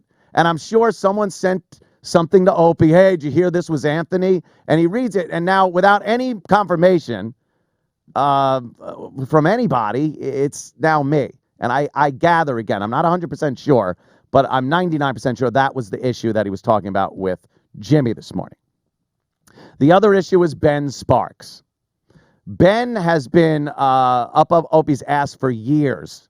Ever since he got fired, Ben has taken to the phones and computers and stuff and just kept sending Opie messages and pictures and saying horrible things about him and his family and everything. And he's been dealing with that for years. No one should have to deal with that. I agree. But I heard him say during the argument this morning that, he invites fucking Ben Sparks to his party. The party was an open invite to anyone that was kind of not even involved, but in the past, the future. There were a lot of people there. How did Ben get invited? Ben wasn't invited. Ben came as somebody else's guest. I didn't even know that. So Ben came to Caroline's, the party. Yes. As someone's guest. Yes. Okay. Well, I guess we should have kicked him out or something. Anyway, he got a little miffed at that because there's, that whole thing with the alleged sex tape. And that came up. It's the only reason I'm even bringing that up. Because Opie then said, he fucking said shit about my wife. I have never said anything bad about Lindsay. Never. The girl's fucking great. She must be a goddamn saint, quite frankly. And she's fantastic. Beautiful, nice, and that's all I really know about her. I don't even know her in her personal life. I knew her as Opie's wife, and that's it. And I would never say anything bad about it. There's no reason to. And you don't do that, actually. I guess Opie got mad because when I unloaded last time, I had spoken about this tape that Ben Sparks said existed that I knew didn't exist. But it was like I said, this tape, I've never seen any hide nor hair of a tape, and I don't think it exists at all. I said, but I'll leave that up to the internet to speculate on. And it was a bash of the internet. Because it doesn't matter what you say or do or prove or disprove, the internet is still going to run rampant with it. That was my point there. But again, Gregg misses the fucking point. Like he did for 20 fucking years many times. And Jimmy even, brought up a few things this morning that were like, I don't think he was doing that, or there's no proof of that. And Jimmy, he's got to tread a weird line. He stayed on board with Opie after I was fired, and God bless him for that. I can't tell you how little, if any, of a problem that ever was for me. The only problem I ever had with it was I was jealous that I wasn't in there doing that show. That's a problem. But Norton's got to, toe that center line, and it's a hard thing to do, especially with someone like Opie. He's very, what are they called? Sensitive? I don't know. There's a lot of care he needs. He needs a lot of care. He needs a lot of TLC from the people around him. And if he doesn't feel he's getting it, he gets pissy. And that's happened for many years. He brought up, he said, Anthony thinks I got him fired. Again, I didn't think that Gregg got me fired. I never said Opie got me fired. What I said was, I don't think Opie went to bat for me that hard when SiriusXM satellite radio fired me. I know who fired me. I know why they fired me. I've said, and as far as taking responsibility goes, yeah, if I didn't tweet that, I'd probably still be working there. What do you want from me? Yes, my tweets got me fired from Sirius because the bosses fired me. And I know they probably called Gregg in and said, hey, we're going to let Anthony go. That's where the crossroad is, where you can say, no, you're not. It's my show, half my show, whatever. And you can't just do that. We got to figure out something else. Or we'll leave. And then me, Opie, and Jimmy do this and become immensely popular and start a brand new industry, pretty much. But Gregg was upset. He was upset with me at the time. And he even said on the show this morning, one moment stood out in the conversation that Opie and Jimmy had. And then I quote, it was a whatever effort, referring to going to bat for Anthony when he went into the office. A whatever effort. That pretty much sums up exactly what I was saying. I didn't say he got me fired. I didn't say he threw me under a bus.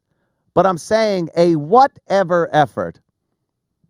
The men landed on Omaha Beach.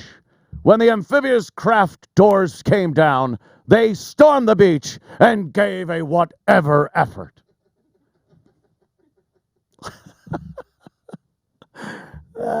Jesus Christ. So that, pretty much sums it up. And I believed that. Opie says it was because we didn't have the chemistry anymore. He's big on chemistry, Opie, big on chemistry.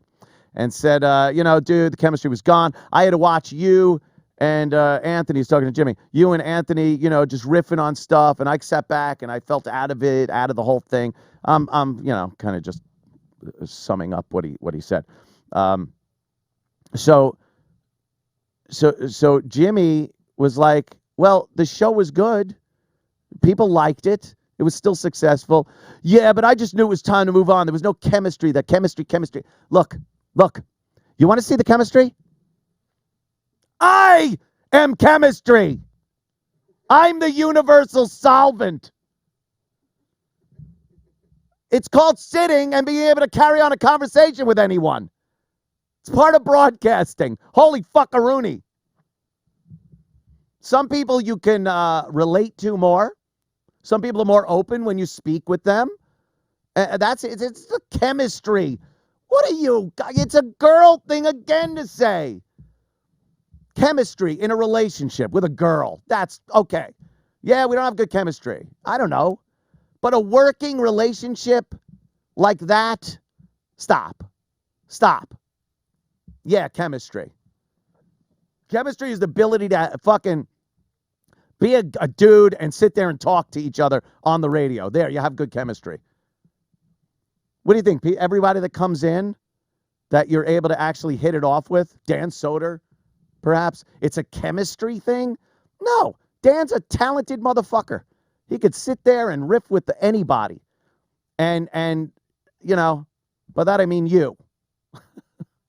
It's not an easy thing to do. Now I got to be the asshole and throw all this shit out there because you passive-aggressively wouldn't say what this mysterious issue was with Anthony. So now I got to be fucking specific and lay things out.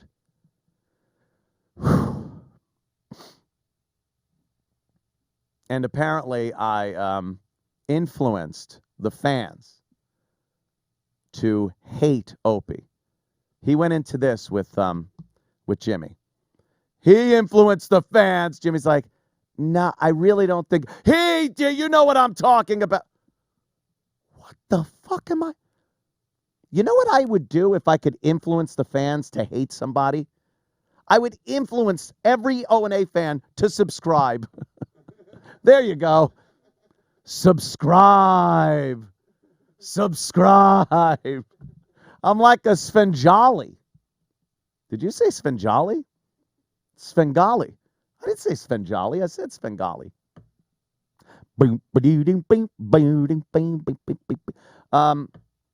So they're yapping about that this morning, and like I said, carbon copy of the arguments I've had. I didn't influence the fans of the show. Opie has zero self-awareness is what the problem is. Sometimes you really got to look and say, is it me? You do an assessment of your whole situation. I've done this a few times and been like, fuck, it is me. God damn it, I hate when it's me. I don't change anything, but at least I know it's me. An old dog. What do you want? No, when you have to go to here's where this psychosis comes into play. When you're on the radio discussing something with another man, Jimmy, and you say, well, how come everybody hates me? Opie, Anthony influenced those people. You don't think like maybe it's you? Maybe it's the way you treat people, talk down to people. This want to be grandiose thing. Like Opie's always had a hard-on for Howard's career. And I'm not just saying that. This isn't a radio thing. Yeah, let me just talk about Howard. It's fucking true. As a broadcaster, anyone would want to be where Howard got to. It's the pinnacle of the business. I doubt we'll ever see another person that had that amount of influence on broadcasting as Howard.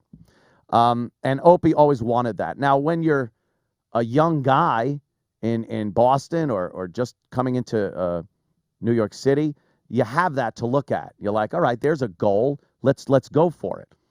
And we were doing very well I don't think we'd ever hit that mark. It's one of those 1 in a million thing. You can't reach that level, but you could get as close as you can through, perseverance and work and whatnot. And when the St. Pat's thing went down, that was our last real chance at building and building and building. And at that point, we had already lost syndicators in various cities. So I think it was already kind of petering out, as they say. The whole shock jock genre was just kind of, going away. And I don't think he dealt with that very well. I don't think we all did. You don't want to think you're on the, the end of the roller coaster there. But he really had a problem with it. And I don't think he ever accepted it. I think he has this grandiose persona that he looks at things and thinks he's up here, and sometimes he treats people like that.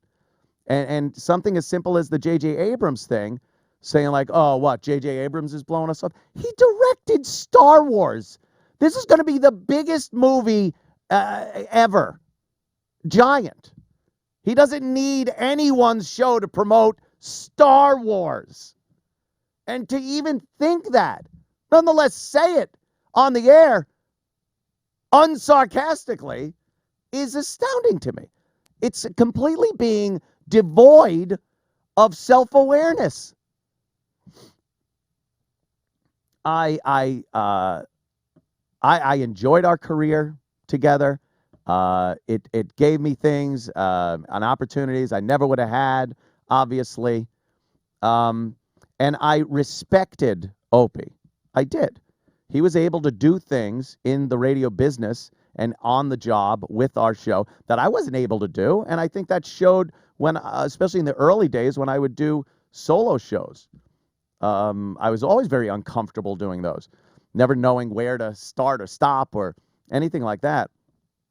So I had great respect for him in that sense. But what I did not like about him, and not just at the end, this was when he assumed we still had great chemistry together, when I was livid at his attitude toward me, people I knew, girlfriends, things like that. It just got way like, what the fuck? Who the fuck are you? Who the fuck are you? I gave simple instructions.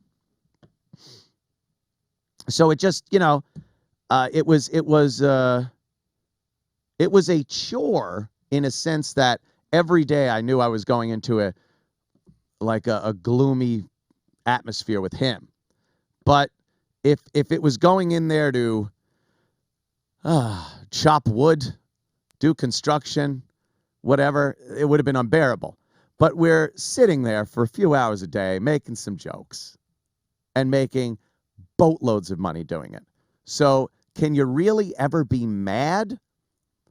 Can you ever really be mad at anything at that point? That the chemistry isn't... Stop it. Me and Jimmy are going back and forth. It's great. You chime in with something. You take a call. You fucking introduce a guest. Whatever you're doing on the show that day. Laugh your ass off that's what you're doing. Enjoy the living piss out of it. Because it's amazing how hard people actually work out there. And how long they have to stay at work. Just ask Garrett. It's insane. Treat him like a slave. It's great. Slavery lives here at Tax. It's just nuts. So he goes on a tear about the fact that the chemistry was done, the show was over. He decided like 2 years ago or 2 years before I was fired, like, where's this going to go? How will this show end? You know how it ends? You keep fucking doing the show till it ends. That's pretty much it. Then when I got fired, after hearing every contract negotiation, hearing he wasn't going to sign, every single one, and not necessarily because of the company. Sometimes it was me. I don't know, dude. I don't even know I don't know if I want to do this anymore. I don't know. And I'm like, all right, whatever. And then we'd all sit there. Oh, are we gonna have jobs? We gonna work? Not just me. Yeah, I made a lot of money. It was great. But then the rest of the staff is there going, Anthony, have you heard anything? I'm like, I don't know. I don't fucking know. But again, he's not a captive. He has free will. He could have left any time he wanted to. He's never shy to say he doesn't have a lot of money. So he could have left any time. He chose not to. Right up until the last contract, when I wasn't even there, he chose to re-sign. So I don't know where the bullshit's coming from, but it is bullshit that he wasn't going to re-sign or wasn't going to do this.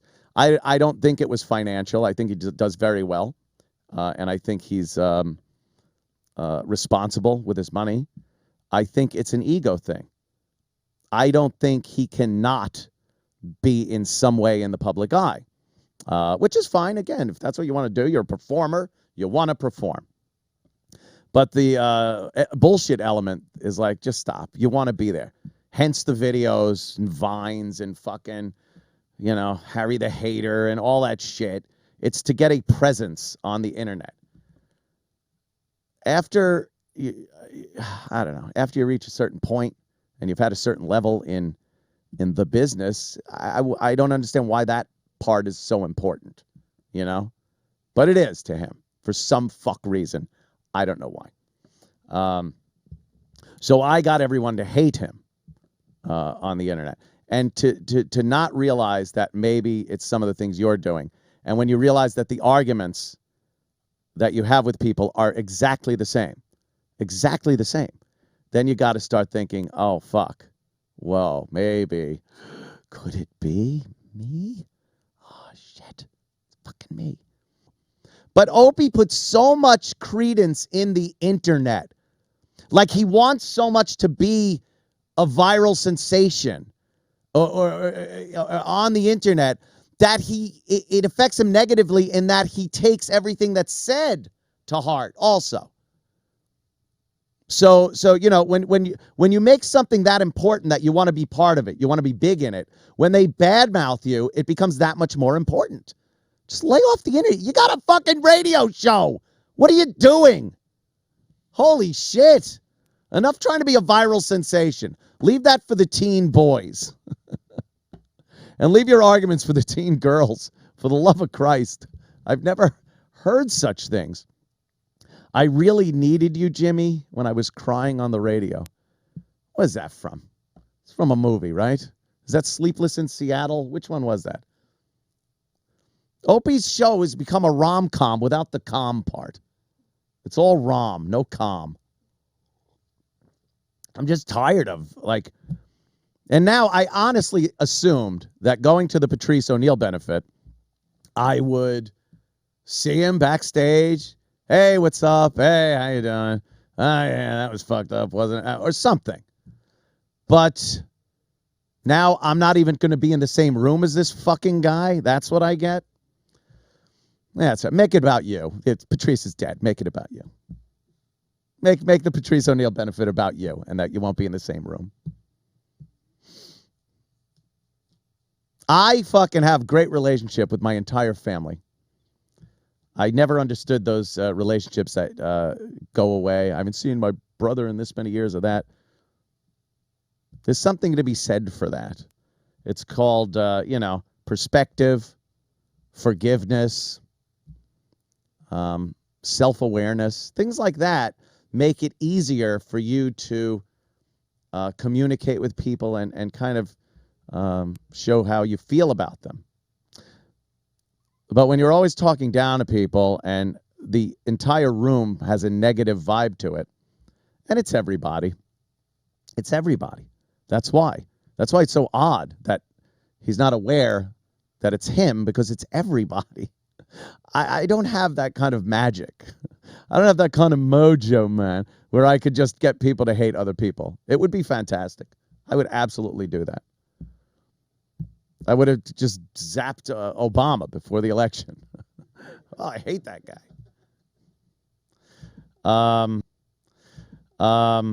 So how about a couple of phone calls and then we'll bring Rich in. Reed from Vegas. What's up? And I owe you an apology, man. Why? Well, when this whole thing first started, I was like, Ant, I think, is the asshole in this. But then I started to think all the fights from April of 2006 with Jimmy and Opie, you and Opie, it's Opie. What the fuck? Yeah, it would be Opie frustrating. was acting like a little baby. It would be frustrating sometimes because, like, I knew the listeners only hear a portion of it. They don't see the behind-the-scenes stuff. So it was kind of frustrating when, people didn't realize this was going on constantly. And this feminine tactic of you're not my friend. You're not my friend. Like today on the show, it was literally, you're not my good enough friend for me to tell you this secret. Like, you're not my bestest friend, so I can't tell you this secret. That is what he was doing, in essence, to Jimmy. Jimmy's sitting there going, what the fuck are you saying?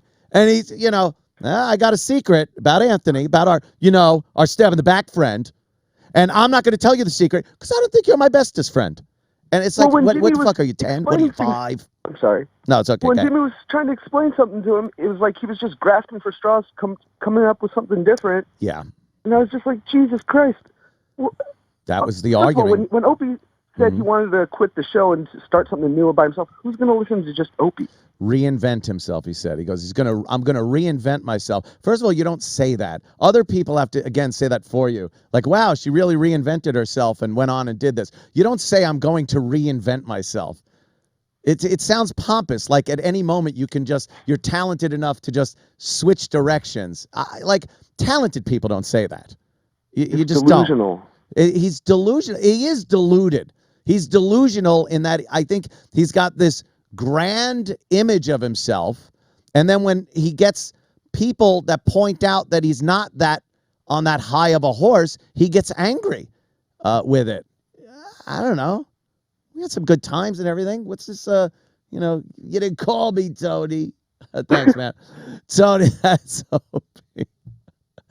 Opie's the guy with the platform heels from Saturday Night Fever, and I'm John Travolta. Hey, what are you doing, man? Why didn't you call me, Tony? You never called me. Hey, come down from there, right? Come down, Opie. Were you on the Verrazano Bridge? Come down. Look, Anthony, I'm dancing. Look, I'm dancing. All right. That's cool. Come on down. You didn't call me. It's fucking nuts. But it's the way sometimes he takes things. He takes things very personally, which a lot of people do. It doesn't make you a bad person, does it? Does that make you a bad person? No. If some people are more into, if they take it personally, or if they're more sensitive than others. Obviously, he's more sensitive than you are, and you're two different people. So how can one be right? Waking up in the morning and getting a knot in your stomach, going like, I gotta go in there, like not because I thought you were married to Bonnie too. Go ahead. So. Waking up, though, and being like, oh, fuck, I got to go in there now and wonder. Like, it was the wondering part. Like, is it going to be the happy Opie today? Or is it going to be the miserable? Because his mood would affect the entire room. Okay. And I know, I'm not even asking you to chip in here. Because I know that this isn't what this is. Yeah. Is about. But it would affect the whole room, and everyone knew it. Everyone knew what Opie's mood was. Jimmy could be in a shitty mood, and it would kind of work its way into the show. It would be fun. You could goof on him. Anyone else, E-Rock, he'd be in a shitty mood. It's funny. Goof on him, whatever. I'd be in a shitty mood. I'll just start yelling, fuck that. And then Jimmy would be like, why are you yelling? And I'm like, I don't know. And it would kind of be funny. If Opie's in a bad mood, he's in a fucking bad mood. It's going to affect everyone on the show and how they perform. And it's going to affect whether you come back at him with a line or something. And it became... Talk about resentment. You resent that because we're all out there. We came in too, and we fucking are goofing on each other. And maybe I didn't have the best day, or maybe Jimmy didn't have the best fucking night. So why the fuck have this piss mist all in the room affecting everyone else? Okay, I'm playing devil's advocate for you here. Devil's advocate. I'm a fan of man. Because everybody's my friend, but why would his mood? I mean, you're a professional. Norton's a professional. That's how I got through it for 20 okay, years. so it didn't happen. Being a It did. professional. Yeah, it didn't happen 20 years. That mood. It was pretty quick. Really? Oh yeah. Okay. I don't know because I came in as a guest. Every time I came in there was a guest. I wasn't But it would behind. affect- I know what you're trying to say though. Yeah. It would affect. It would. Why would it affect everyone? Yeah. That's his bad mood. But what about if you came in hungover or? I did many times. No, get out. Really? And you know what? I would do the show. Okay, but would do you think maybe? And no one said. I'm just saying this. It affected. Do you think it affected? Not Norton. Probably, Nothing affects. I'll tell you one thing. It probably wasn't as good as if I wasn't, and he probably would be mad at it. But there were plenty of. I could point out some of the bits when I was fucking really. Over that were pretty goddamn good. Oh, you were funny. And I understand what you're saying. I get it. Yeah. But it's a different thing. It's that wasn't a personal thing. When he would be pissed, it was personal to everyone. Just because I was hungover didn't mean you couldn't bash me. Like if there were times. Look, I'll bring you up because you were in the studio that day. You come in, you sit down, you're getting shit on the second you sit down. Every time. And then you go, oh, really, Gregg, where'd you get that shirt from? Really? Really, Rich? We going to go there? Yeah, that's the show. So that kind of moody thing, you couldn't goof on him. He wouldn't be able to take a joke. He got mad at fucking Otto. Otto said something like, what are you talking about, The View? And he's like, oh, great. Is this what you do when Anthony's not here? Oh, really, Otto? Really, Otto? So here it is, unveiling a new shirt. Ladies and gentlemen, get your Gregg Shells shirts right now. There's the one, Gregg Shells Morning Zoo Radio. There's more. There's another one, and I'm not kidding. This one, Gregg Shells, that has Gregg Shells with the logo, the little Opie Radio logo that was changed because the people on Reddit made fun of it. But we'll keep that one. There's the shells, and there's a bunch of shells, like Gregg Shells. Opie's head's about to fuck. I can't discuss things like that. And how are you? And like I told you, like I made up with Howard. At least, like, you know. And how are you and Opie doing? We're not. There's still there's no movement. There was a window of opportunity there a while back, a couple of months, whatever it was, where he was doing a surprise show at 4 p.m. At Sirius. Yeah. He heard about it, so Keith goes, why don't we give a call over there and get him on the phone? I'm like, okay. So we call up. Club Soda Kenny answers. He knows it's me. Like, okay, hold on. So I'm on hold on my show live, listening to their show as they're talking. And then you hear Opie go like, what, the phone? Who? And then you hear some silence. Then he goes, oh. And then he talks a little more and goes, all right, I'll be right back. Here's a song from Black Keys.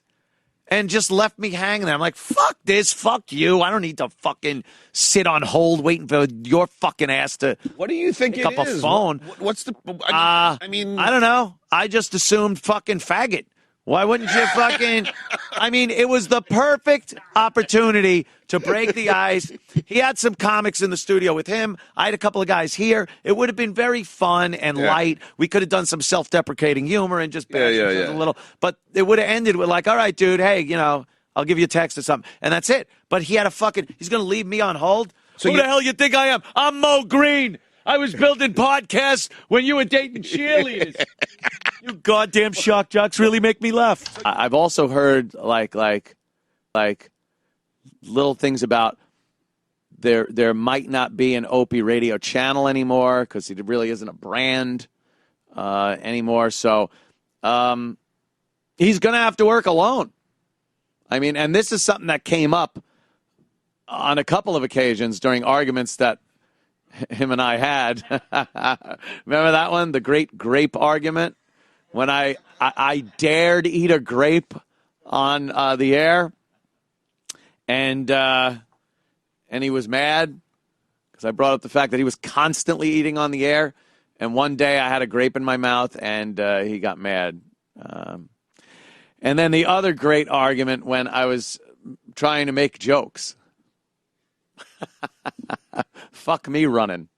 I was trying to make some jokes, and he didn't think it was an appropriate time to make some jokes, and we got into an argument there. And it did get into, all right, well, because he was constantly constantly saying, dude, I'll just leave. I don't care. I could do plenty other things. There's plenty of things I could do. And I would always ask, what? What? Tell me, please. And he would never, ever, ever have an answer. And once I said, what, spinning records? He's like, oh, yeah, that's all I can do. I fully intend on hearing Opie spinning records somewhere at an FM radio station. That's my guess. My guess is, and it's not based on anything, that Bob Eatman, super agent Bob Eatman, will field some offers from terrestrial radio stations for Opie to go back to a music station, spin records, and read liners, and stage phone calls. That's pretty much what I think will happen. Not based, again, on anything. But, when you completely exhaust your allies, when you don't have one ally left in the business, there's a problem. I mean, for years and years and years, I did a show with him. Was very, very fucking successful. I'm never going to say it's not. He was absolutely a part of that whole thing. Jimmy getting involved early on over there at NEW was a huge part of it, too. The three of us all made a great unit that put on an amazing show, got very successful, and we all ended up doing very, very well. He exhausted every single person that helped him achieve that, including me and Jimmy, including those two. I think I've had a problem with one person that was on the staff the entire time, and that person had a problem with everybody on the staff. That was Ross, Danny. Other than that, I am still very friendly, as is Jim Norton, with everyone I've ever worked with in this business. Every single person I am still friendly with. I'm very friendly with some, good friends. Others are just acquaintances now, but that's how work goes. I cannot think of one person that he has not alienated over the course of the years. And this isn't me sitting here bashing Opie again. I had enough of that the first year I was doing this, out of my anger for feeling that I was abandoned, not just by Sirius for kicking me out, but I honestly, and still to this day, don't think Opie ever went to bat for me to get me back on Sirius. So I'm not sitting here bashing. All I'm saying is this is how it goes, and this is how it works in the real world. So he abandoned a lot of that, and now it's him and no one else, and he's going to try to, I guess, maybe reinvent himself or something. I emailed Bob last week, putting the offer out there. I mean, if he has no place to go. Here. Bob didn't email me back, though. Let me think. The Anthony and Opie show on what? I don't know. I was talking to some people today that were questioning me about that prospect, and I said, we have too much fun here. And it sounds like a dig, but it's not. I've talked about it. I used to walk into that fucking studio, and there was a black cloud hanging above the console constantly. You'd walk in and be like, oh, shit, he's pissed today at something. And again, not just me. Everybody in the place thought like this. And that was one thing that it's one thing we don't have to worry about here. We walk in, it's fun. I was just spending time. I came in, talked with Keith, some business stuff, and then Gavin's doing one of his shows. He gets done, comes out. We just start talking and laughing.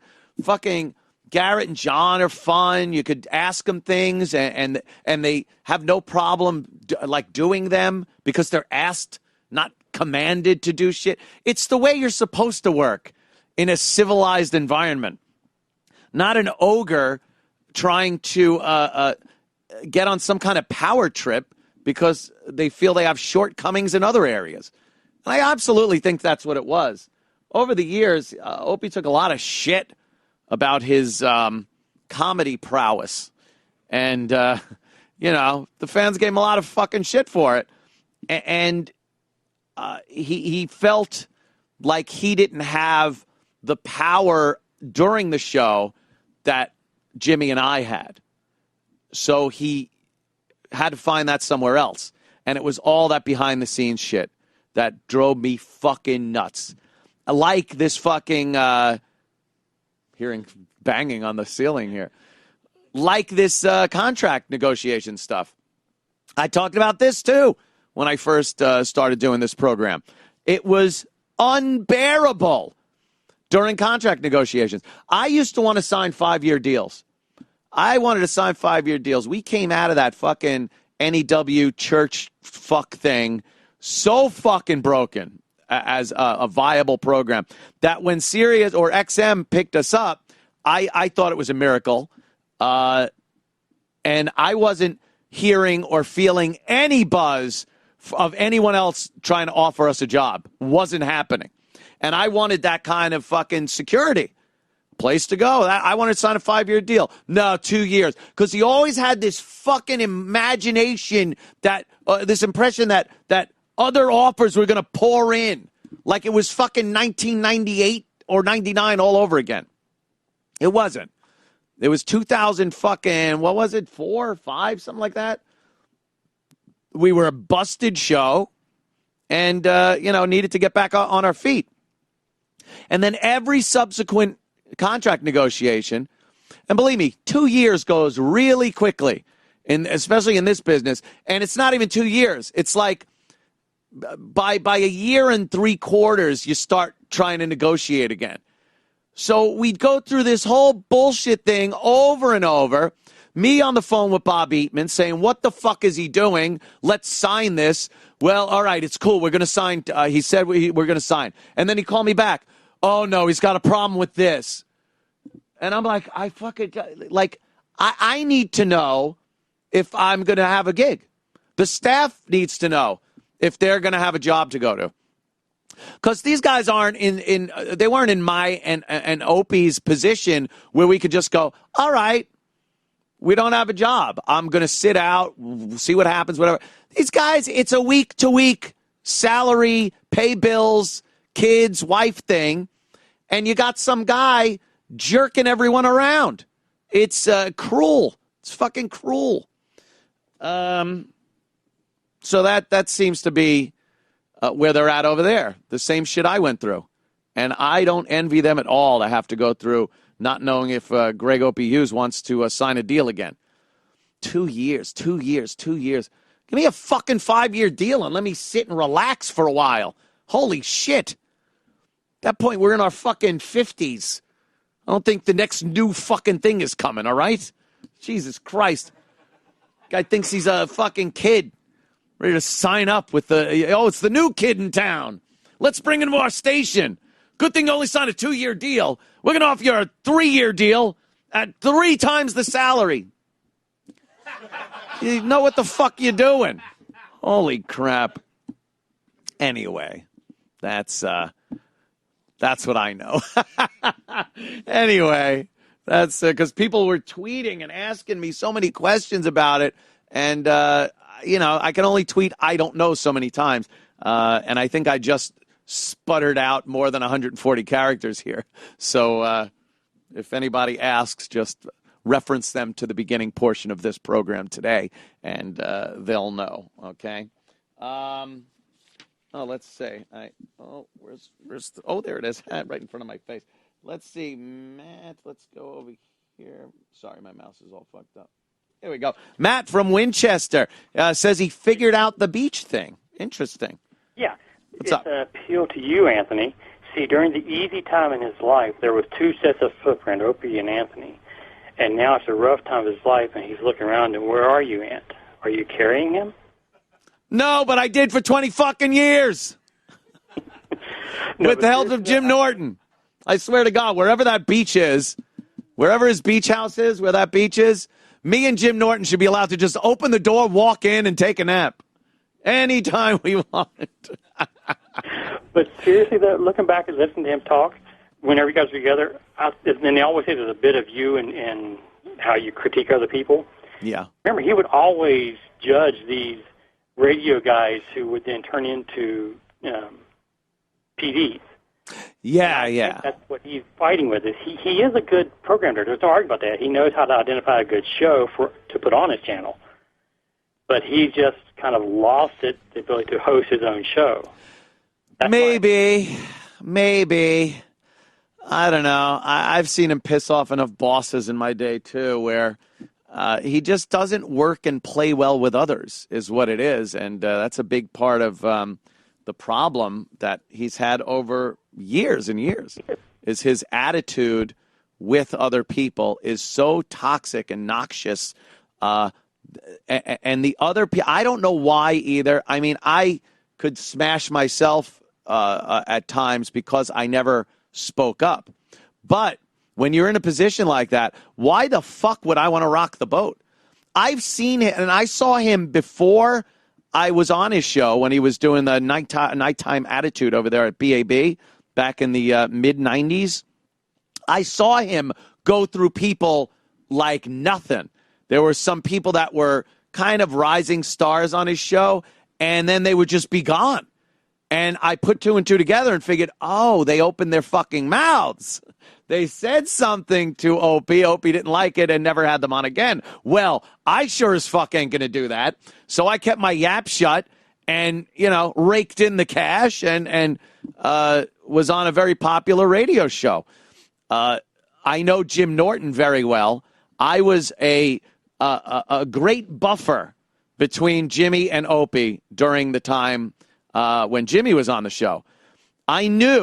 I fucking knew, and I said it 1,000 times to people, when I was fired, the Jimmy-Opie relationship could not last because Jimmy is not like me, and I say that as a compliment, quite frankly.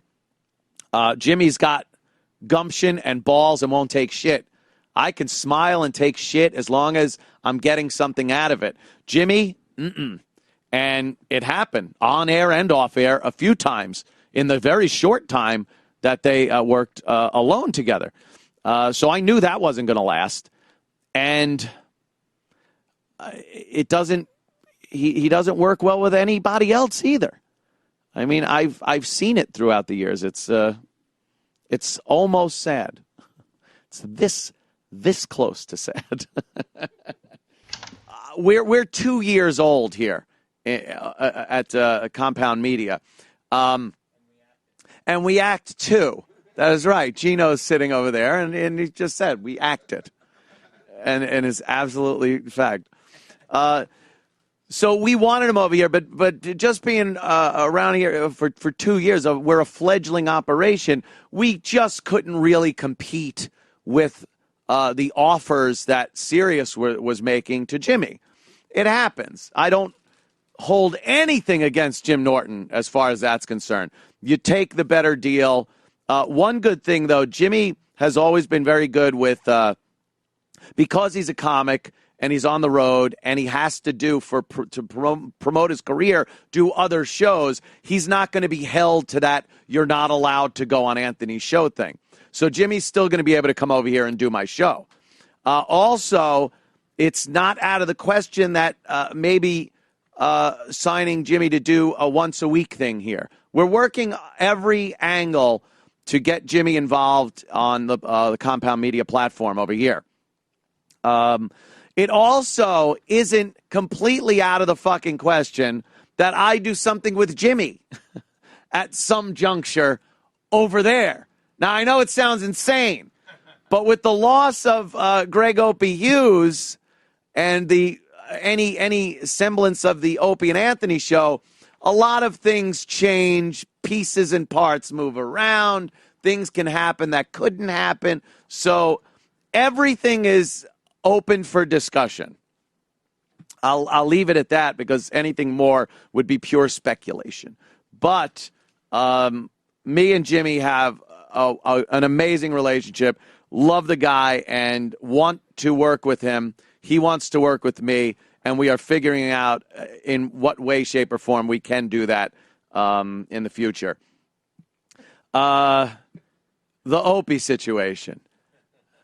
This is a classic backfire of something that he's pulled for years that I had mentioned numerous times, pissed me off to no fucking end. I wanted to constantly sign longer-term deals. 5-year contracts. Give me a 5-year fucking contract at SiriusXM. I'll cart my ass in there every morning. I'll do a fine job, leave, and do it again the next day. And 5 years, I'll do that. Give me a good pay. The pay was great. Everything. And Opie, for some fucking reason, never wanted to do that. Always, I think he was thinking that something better was right around the corner. You know, that's great thinking if you're 25, not in your 50s. You take the fucking secure gig. That's what you do. You don't want to be loading up a U-Haul to go to fucking suck-ass Oklahoma to do radio.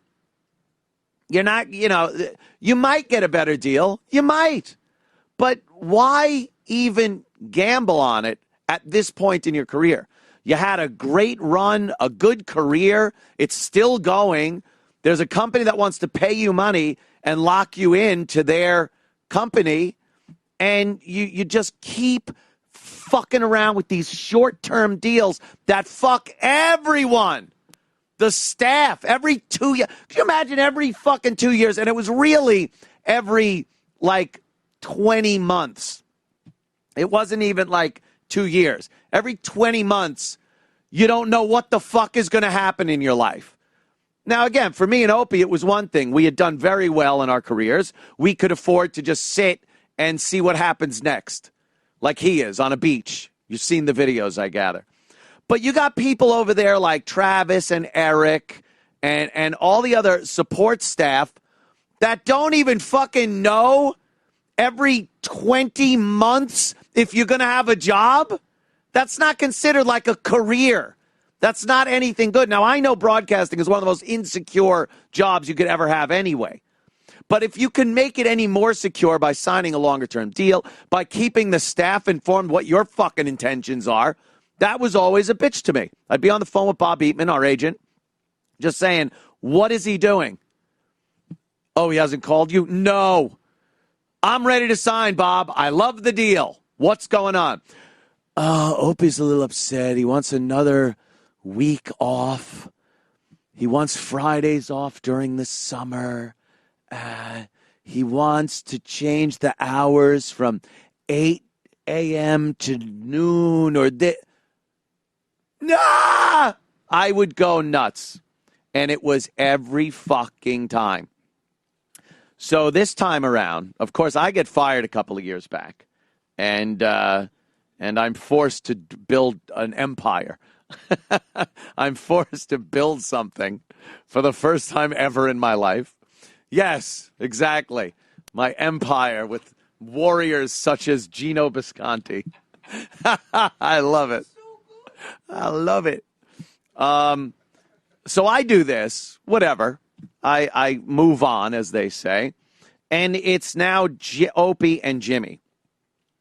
I knew day one this was not going to fucking work. You might remember a time, this was a dandy back in the O&A days.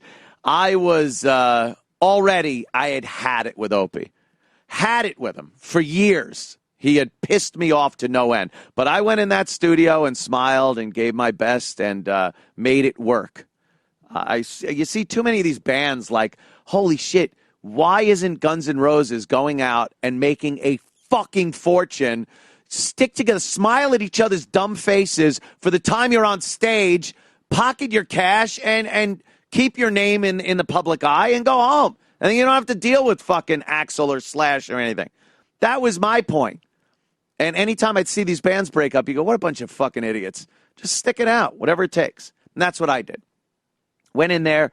even though I was pissed off to no end at his shenanigans over the course of the years, blatant disrespect, not for me, for the staff. It wasn't a pleasant working environment, put it that way. And so when it was just him and Jimmy, I'd already known this ain't going to work. I had once inadvertently sent a text to Opie. I tried lying through my teeth and saying it was for someone else, like a girlfriend or that. But it was indeed for Jim Norton, who was sitting right next to me at the time. I was sending him a text that read, "The little cunt won't even look at me." Now, it was just another day of me coming into the studio and having him in a pissy mood and not looking at me. Now, see, you people at home, right? You're looking at me, right? See my eyes? I'm looking at you. There it is. Now, here's what he would do. Let's say you're me. You're at home. You're me. Okay, go ahead. You're me. Now, mess your hair up. Okay. Make it look like B. Arthur's hair. Go ahead. All right. Now, you're me. Now, I'll be Opie. And look, and this is how he would pass by me to look at Jimmy, who's over there. Gino, you're Jimmy. Okay. All right. No, suck a tranny's cock. All right, you're Jimmy. Now, here's what he would do. You see how I did not make eye contact with you at home? Well, I'll do it again. Watch. Jimmy. That's what he would do. And I'd sit there like, you motherfucker. He's not making eye contact. And this is before the show would start. So I'm already in the car driving in. I'd be like, oh, if he's in a fucking shit mood again, motherfucker. You should be going into work to do a fun thing every day in that mood. This is just a dark cloud. My friend Adam Ferrara came up with a great term for it. A pissed mist in the room. It's just this hanging fog, a piss mist. And you'd walk in there, and if he was in a bad mood, everyone had to be in a bad mood. If he was in a good mood, everyone had to be in a good mood. That's it. He wanted to dictate the mood in the fucking room. And when you're trying to do an entertaining radio show, that's a bad fucking thing to have. So he was all pissy at me like that one day, and I texted Jimmy. I was like, the cunt won't even look at me. I hit send, and I see the top, and it says Opie. And I'm like, oh, shit. So I put my phone down. I'm just sitting there, and then like I hear, boom, boom, over at his phone. So he picks it up, and I'm looking at it, and he looks at it, and then he looks at me. He's like, dude, what the fuck? I was like, what? Trying to think of something? Describe the sinking feeling. Dude, the sink. Like maybe the cell phone towers will stop working. Yes, that's what I was thinking. I was thinking maybe in a split second, I'll figure out a feature that I didn't know about to get rid of a text after you send it. Like, you're thinking about everything, just trying anything. But there it was. Boom, boom. In that eternity, that was the 2 seconds. Yes. Yes, it was an eternity that I had to try to think, like, what can I do? And realizing there's nothing you can do. Just go limp. Yeah, so I was like, what? He's like, what is this? I was like, oh, yeah. I was like, and then I thought for a split second, maybe I'll wait. I say like, hold on, I'll tell you in a second. And then I was going to tell him that I was talking about Jimmy. Like I sent Opie that saying Jimmy's a cunt who won't look at me. Because Jimmy would be fine with that, knowing that I fucked up. I'd tell him later. But Opie knows I would never do that because we had already not liked each other. I wouldn't have confided in him, something like that. So he just goes, you meant to send this to someone else. I'm like, yeah, you got me. And it started a fucking argument that went on before the show went on. It was bad. And it was the whole like, well, you are being a cunt. You're not looking at me. You're pissy fucking. And, we unloaded and blew up at each other and everything. So I knew when I got fired, like I was able to hold it together for the most part for a long time. Smile, yeah, all right, yeah, well, whatever. and sometimes to my own fucking, like, I'd be mad at myself for not saying something, for not unloading every day. I'd walk home and go, I'd walk home from New York City. I'd drive home and be like, to myself, I'd be like, oh, God, you fucking worm, say something. And then the other part would be like, well, it's a good gig. Don't fuck it up. So I was, like that. And I knew Jimmy would not fucking be like that. I was able to be a buffer between Jimmy and Opie for a long fucking time. And if anything started getting a little dodgy between the two of them, I could step in and keep it okay. And Jimmy could commiserate with me. Opie would commiserate with me also. And I'm sure they commiserated with each other about me too, but it wasn't that big a deal. Right. Keeping everything nice. A buffer. Yeah, there were lots of buffers. So once I was gone, I knew it was only a matter of time. And that matter of time was like weeks. It didn't take long for Opie and Jimmy to have an on-air blow-up. And that was the first one we heard of. There had already been some rumblings off-air. So I knew that whatever their contract was that they were going to sign in that October, I believe it was October 2014, was going to be the last one. I fucking knew it was going to be the last one. And I was thinking, if this fucking guy is smart, meaning Opie, he will lock this up and finally sign that 5-year fucking deal. Because after 2 years, holy shit, if you're still thinking in your early 50s with a pretty big portion of the show gone and not being able to get along with the other big portion of the show, you better fucking lock something up. Again, 2 years. This is the fucking lack of awareness that was going on. And the way the entire industry is changing. The industry itself. Sirius is like the fact that radio became Sirius and Sirius became internet and these ridiculous. Can you hear him? Services. A little bit? You should pull that mic over if you want to. And these ridiculous subscription services where any drunk white could get a show. You've got to think ahead and say, maybe in 2 years there will be so much shit I haven't heard of that I should lock in for 5. All right, I'm going to go back to my coffee. And and here's what else disappeared. The terrestrial radio $1 million contracts. Gone! Just ain't fucking happening anymore. No talent is being signed for 7-figure deals anymore in radio. It is not fucking happening. There are very few people that are grandfathered in that can still get that kind of money if they're already at the station under that contract. When they renegotiate a deal, like Howard fucking Stern got a pay cut over at Sirius XM. Got a pay cut. And he thought it was a good idea to sign a 2-year deal at that point. Like, if they're cutting Howard's fucking pay.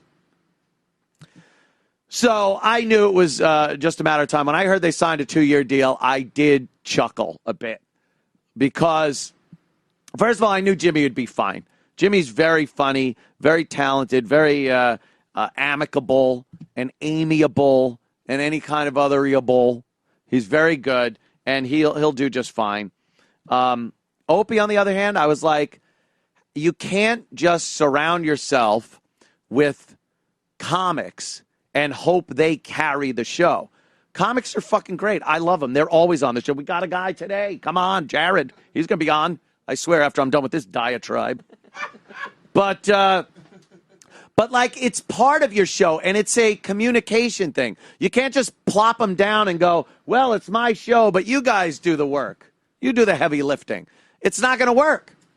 And that is pretty much what happened over the 2 years that they had the contract. More blow-ups between the staff, Jimmy and stuff, and Opie. And then contract negotiation comes along. And I don't know any details, but I've pieced together a few things, and here's my conclusion from knowing all parties involved and being in the business as long as I have been and knowing Opie and stuff. They wanted to cut Opie's pay. They weren't going to give him what he saw as a good deal. Now, I don't know if that was a negotiable deal that they were giving him, or it's like take it or leave it, or if they even pulled it off the table or just told him to, go fuck himself, or if he said, go fuck yourself. But whatever it is, he is no longer there. He's no longer at Sirius. He's no longer doing the Opie show in the morning over there at Sirius Satellite Radio. Jimmy has a show with Sam Roberts. I don't know what time or anything else that's going to be, but he's fine.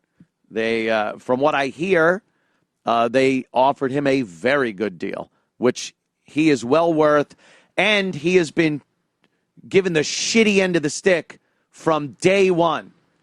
He's always been undercut financially from the companies that we all worked for. For some reason, they didn't see Jimmy as one of the guys that were a complete necessity of the program, which he was.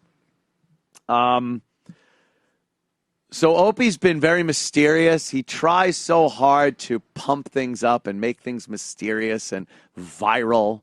Boy, he loves a good viral video. Have plenty of time to work on those, I guess. So he put out one where it was just the beach. It was just the beach, one footprint, and waves breaking on the beach. It ran for about 6-7 minutes. And he goes, the answer is somewhere in this video. I could only assume it meant he's on the beach, which it's radio. There it is. It's radio DJ term for your in-between jobs. You've been fired or let go, whatever. You're waiting for another gig. Your agent's working on another job or something. And that's what they did. So that's what he did, on the beach. Maybe. Maybe it's the old parable when there was one set of footprints. That's what we... And he's sitting there right now yelling, Jesus Christ! We went through that also and thought like he was saying, Anthony and Jimmy, how come during the hardest point of my life, there's only my set of footprints, and we both at the same time go, Opie, 20-year career, that's when we carried you. See, get it? Yeah. So I think it means on the beach or whatever.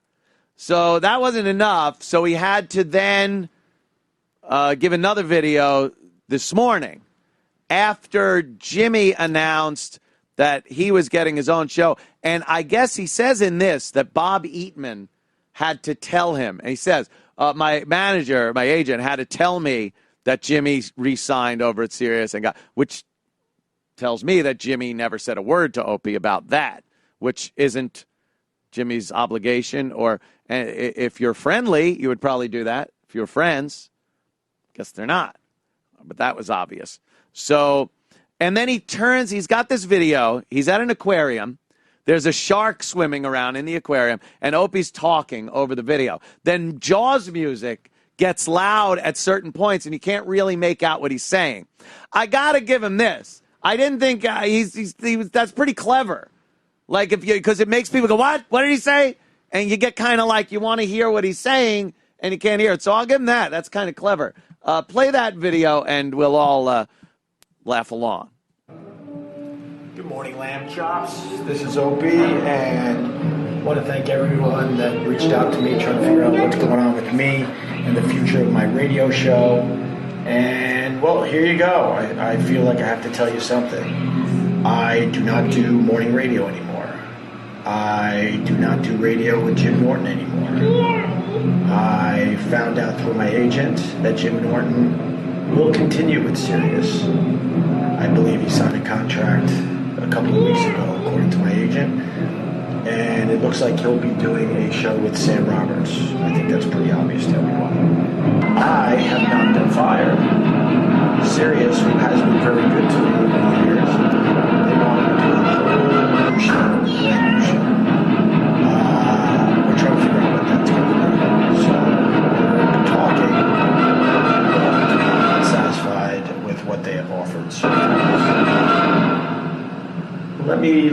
with a little lesson. Keep your head on a swivel, because you never know. All right. Now, aside from the things I couldn't hear because the music went up, I heard a few things like they didn't give him a good enough offer. Sirius didn't fire him. That's what he says there. But regardless, I mean, especially the end there, keep your head on a swivel. He's saying that there are sharks out there that have gotten him. There's sharks you got to look out for.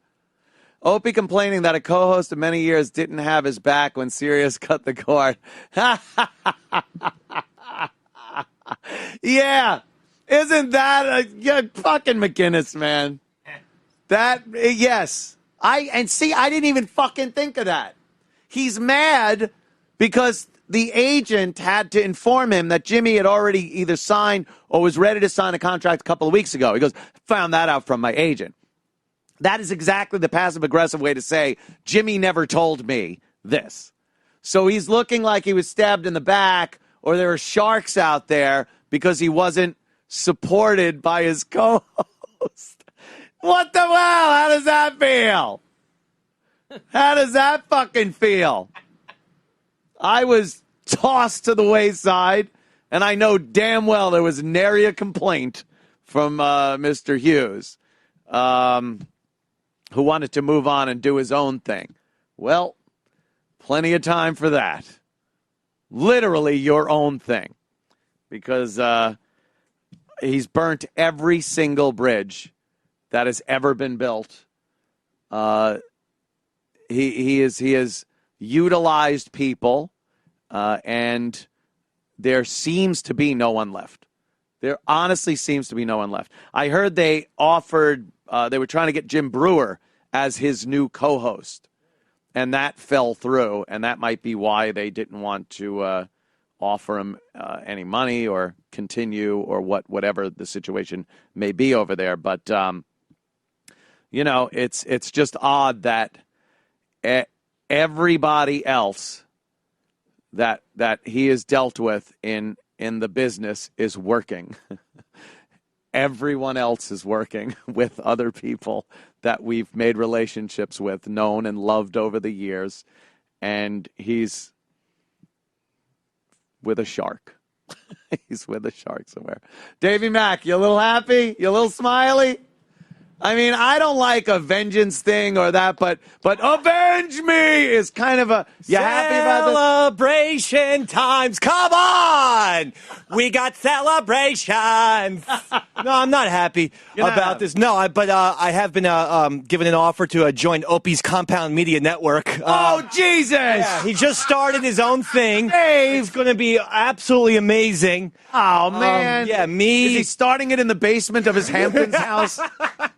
Me, Asian Pat Dixon. I'm sorry. Wait a minute. Yeah, I know. He's poached us. Is he getting everyone? Yes. Big A. Big A, do you intend on showing up there every day? No. As an audience member? Oh, my God. Garrett, you're getting shackled to the console. You can't leave. We are going to definitely address this. I believe Shock Jock Robot has a lot to say about this. Shock Jock Robot later this evening. Sorry, issue. Yeah. Yes, Davey Mack, Eastside Dave show is on at 7 p.m. tonight following this show. And you will be discussing the Opie, Jimmy, Sam Roberts, SiriusXM situation. Yeah, I won't hijack the show today, as I did last week. But, loved it. But what is happening? So Jim is by himself? Jim is going to be with Sammy Roberts for, I don't know if that's the permanent deal or they're just doing it for the interim. Gotcha. But whatever it is, it's Jimmy and Sammy going to be doing a show. Okay. And Opie on the beach somewhere. Well, he deserves everything he gets. Oh! Well, the thing is, though, you could gloat and say things, but yeah. He is a multimillionaire. Yes, he is. Saved every single penny. There you go. Boy, the way Opie's been fired.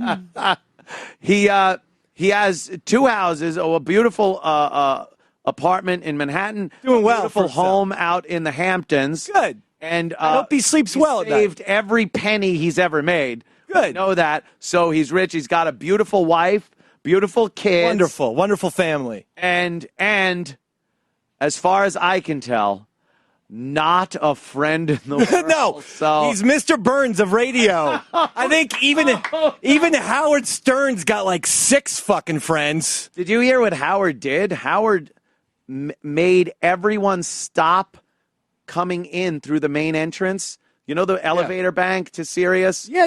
Of course. Everyone had to take the elevators up to the next floor, get out, and then come down in the back. Why? Because of Opie. Opie kept going, conveniently walking by when Howard would come in. What? That way, just so he psychotic. could go, hey, Howard, every day. And Howard finally went, look, fuck this. No one is allowed anyone through that door. So everyone was so pissed off at Opie. What the fuck? That's psychotic behavior. That really is. That's very, King of Comedy-esque. Yeah. With him Howard. Right. I can't take over the show, Howard. I can't do it. Did Opie give Howard Stern pictures of his pride and joy? They were just laundry detergents? Yeah, feel free to use those. Yeah, feel free. Okay, whatever. Howard, I have the work right here. We could go after dinner. We could work on the material. I could see, Howard, you're a little bit upset. You're a little bit, you know what, take some time off. So did Hitler. Oh!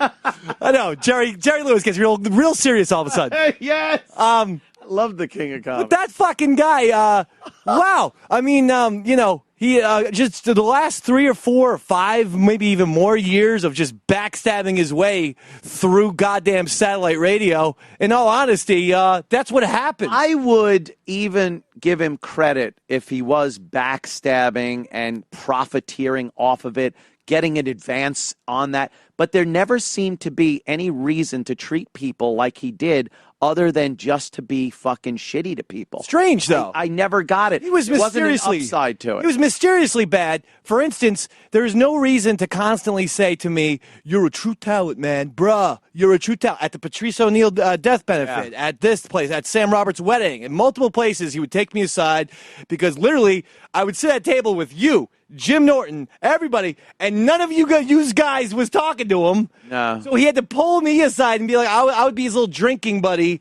for these events. And he would constantly be like, I have your back 100,000%. So when I was put on hiatus for the Davey Mac Sports program, yes, the only time I reached out was I said, look, it's your channel. You've been telling me if I ever run into a problem, an issue. And I made multiple phone calls, voice messages, emails, and text messages, none of which were replied to. I remember hearing from him going like, yeah, I don't see Dave on this channel. Absolutely. I remember that. What the fuck? And it's like, he's funny. He's fucking, yeah. A sports show that's hardly a sports show. It's very similar to the Eastside Dave show. Just off-the-rails lunacy was perfect for Saturday nights, and we had established on Saturday nights because me and Sam did a show for 3 years. He was very threatened of any show that got any attention. I remember look at me. He really wanted Ronnie B off the channel. Get the fuck. It was, because we were really in a funk and felt like we were in a quagmire. We couldn't get any press anymore. Right. It wasn't, and like, the company itself kept us from doing things that would have gotten us some notoriety or attention or something, like old school stuff. They just cut everything. You remember how bad it got over there. Yes, they wouldn't let us even have a naked girl in the studio. It was a horrible experience. It was terrible. We knew that going in. We knew as soon as 57th Street closed, we go, the fun's over, party's done. So we were in a funk, and then a lot of people, because he loves looking at the internet and getting pissed off at things, started saying like, oh my God, Ronnie B, Ron and Fez, that's the fucking hilarious show.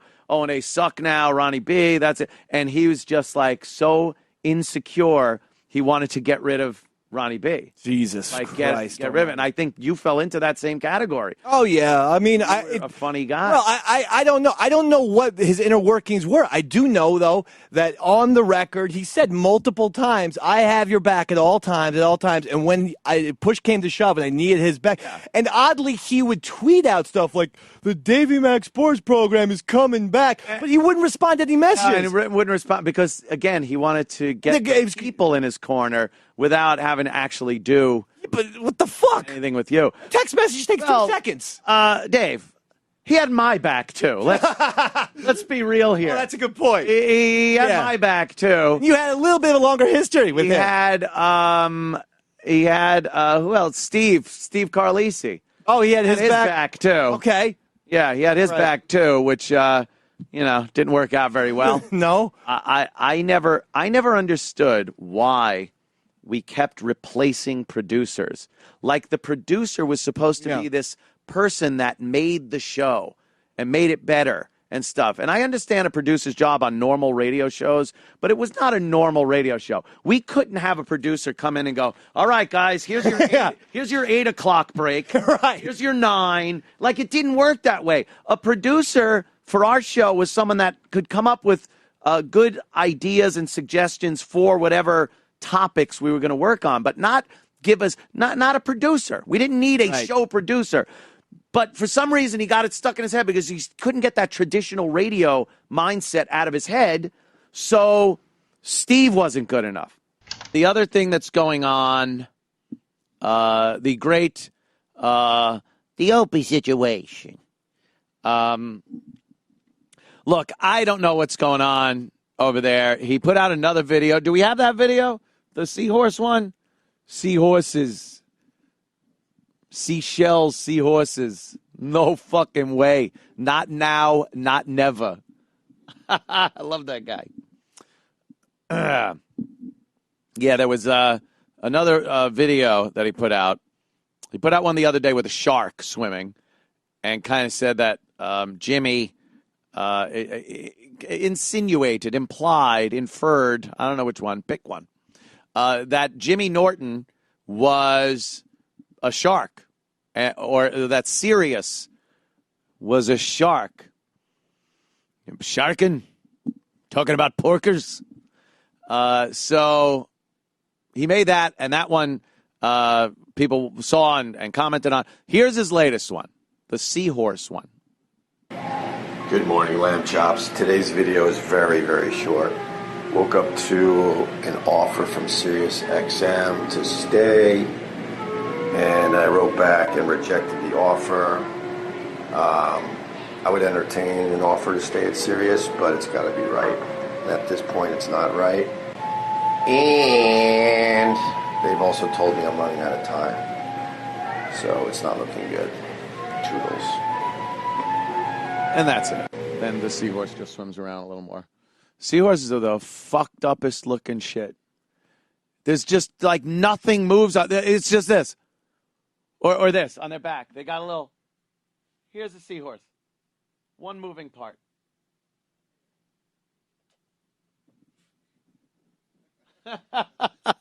That's a fucking seahorse. They're dumb looking. So I don't know what that video means, except for that he got an offer from Sirius, and they said no. I don't know what the seahorse means. I don't know what the music means. That's interesting. They must have lowballed the shit out of him, I'm thinking. Right? That's what we hear. They must have lowballed the shit out of him. He had a bunch of tweets, too. He tweeted a bunch of things, mostly about Jimmy. He said something to the effect of Jimmy, if he had integrity, was it? Yeah. If Jimmy had integrity, because somebody asked, would you be upset, Opie, if Jimmy went with Anthony or something over there? And he goes, hell no. If Jimmy had integrity, he would have done that 2 years ago.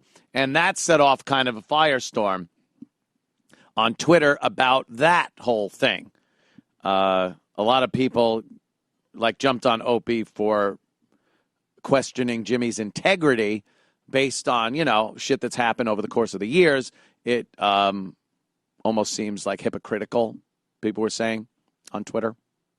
And then he said that, Jimmy wouldn't go here or something because I don't have the audience or the money for Jimmy. And that's what, like I told you, I've been talking to him the last couple days. Yeah, and yeah. I'm not going to kick him, and we've had some good conversations and everything. Sure. But, this plan, this could sustain Jimmy. This could sustain Opie if he wanted to come.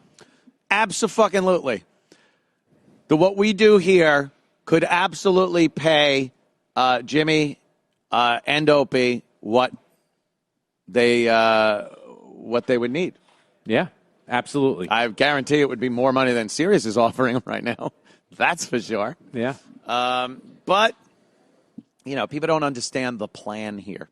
So that gets thrown around. But I would entertain anything. I'm not a guy that says no fucking way, never doing that or no. Like, I think, can I say that Kenny was a little upset that I said I would never work with Opie again? Well, Kenny and I talked the other day, and he did say, he said, well, why Speaking didn't of fucking Anthony seahorse, say he would never work speaking with of him? seahorse faces. And that's when I said to you, I'm a seahorse, GH. Kenny. And he said to me, why did Anthony say on the show he would never work with him again? And that's I brought up yesterday. And then when you and I were in the elevator, I mentioned it, and you even said, I had to explain it was a Spinal Tap reference. Yeah. Like when Nigel Tufnell wouldn't work with St. Hubbins, David St. Hubbins, he goes, will you ever work together again? He goes, no, we shan't work together again. And then they wound up working together again. When Sex Farm, Spinal Tap's version of Sex Farm, became a big hit in Japan. And then they toured Japan. Working on a sex farm. So what you're saying, though, is if Opie was open to talking to you about doing something together, I mean, in this infrastructure, since we already built it, you would be willing to talk to him about doing the Opie and Anthony show here together again. No, we shan't work together again. No. Like I said, I would entertain anything. I am open to talk to anybody about anything. That falls into that criteria. I don't say no or never. It's ridiculous. It's like when they try to make Donald Trump say that he wouldn't use nuclear weapons or this, and he's like, I'm not telling anybody what I will or won't do. And that's what I do. I entertain every offer or that. I'll listen to it. Like I said, there's only two people that I've completely cut off ties with and will never, ever deal with in my life again, and they're both named Danny. There you go. That's it. It was quite a coincidence how that worked out, but that's the God's honest truth. Everybody else, I will sit and talk with people that have thought I was their sworn enemy. I'll sit and talk with. I got no problem. Why don't we move on? Take some calls. Take some calls? All right. God damn. We got HG from Long Island. Hello. Hello? Who's this? Is this Opie show? For the first time in how long? 2 years, 3 months. It's Anthony Cumia. Gregg Opie Hughes, ladies and gentlemen, on my fucking show. Wow. This is crazy. I don't think I should be here right now. Is that really Anthony? Wait, who are you on with? Mercurio of all. Oh, God. Hang on, there's somebody fucking in here. Holy Do I have the point? shit. Yeah. I'm going to have him run to give someone a blowjob in a synagogue. You can't be that desperate that you would have Paul Mercurio on. No, it's fucking. Here we go, Mr. Afternoon. Oh, my God. How bad did it get that you have Paul Mercurio? It's Monday. Oh, Jesus Christ. Well, what's going to on? put it simply, Paul Mercurio came in right after Jeff Norris left. Getting all the big stars, I see. I heard you had Paul Bond coming in. Good old Paul Bond. What's going on, Anthony? I'm a fan of his. Oh, Opie, that kind of jab would carry a little more weight if you didn't have Rich Voss sitting next to you. Let me take it. That's fantastic. Take it. What are you going to do? Discuss that new show, The Sopranos?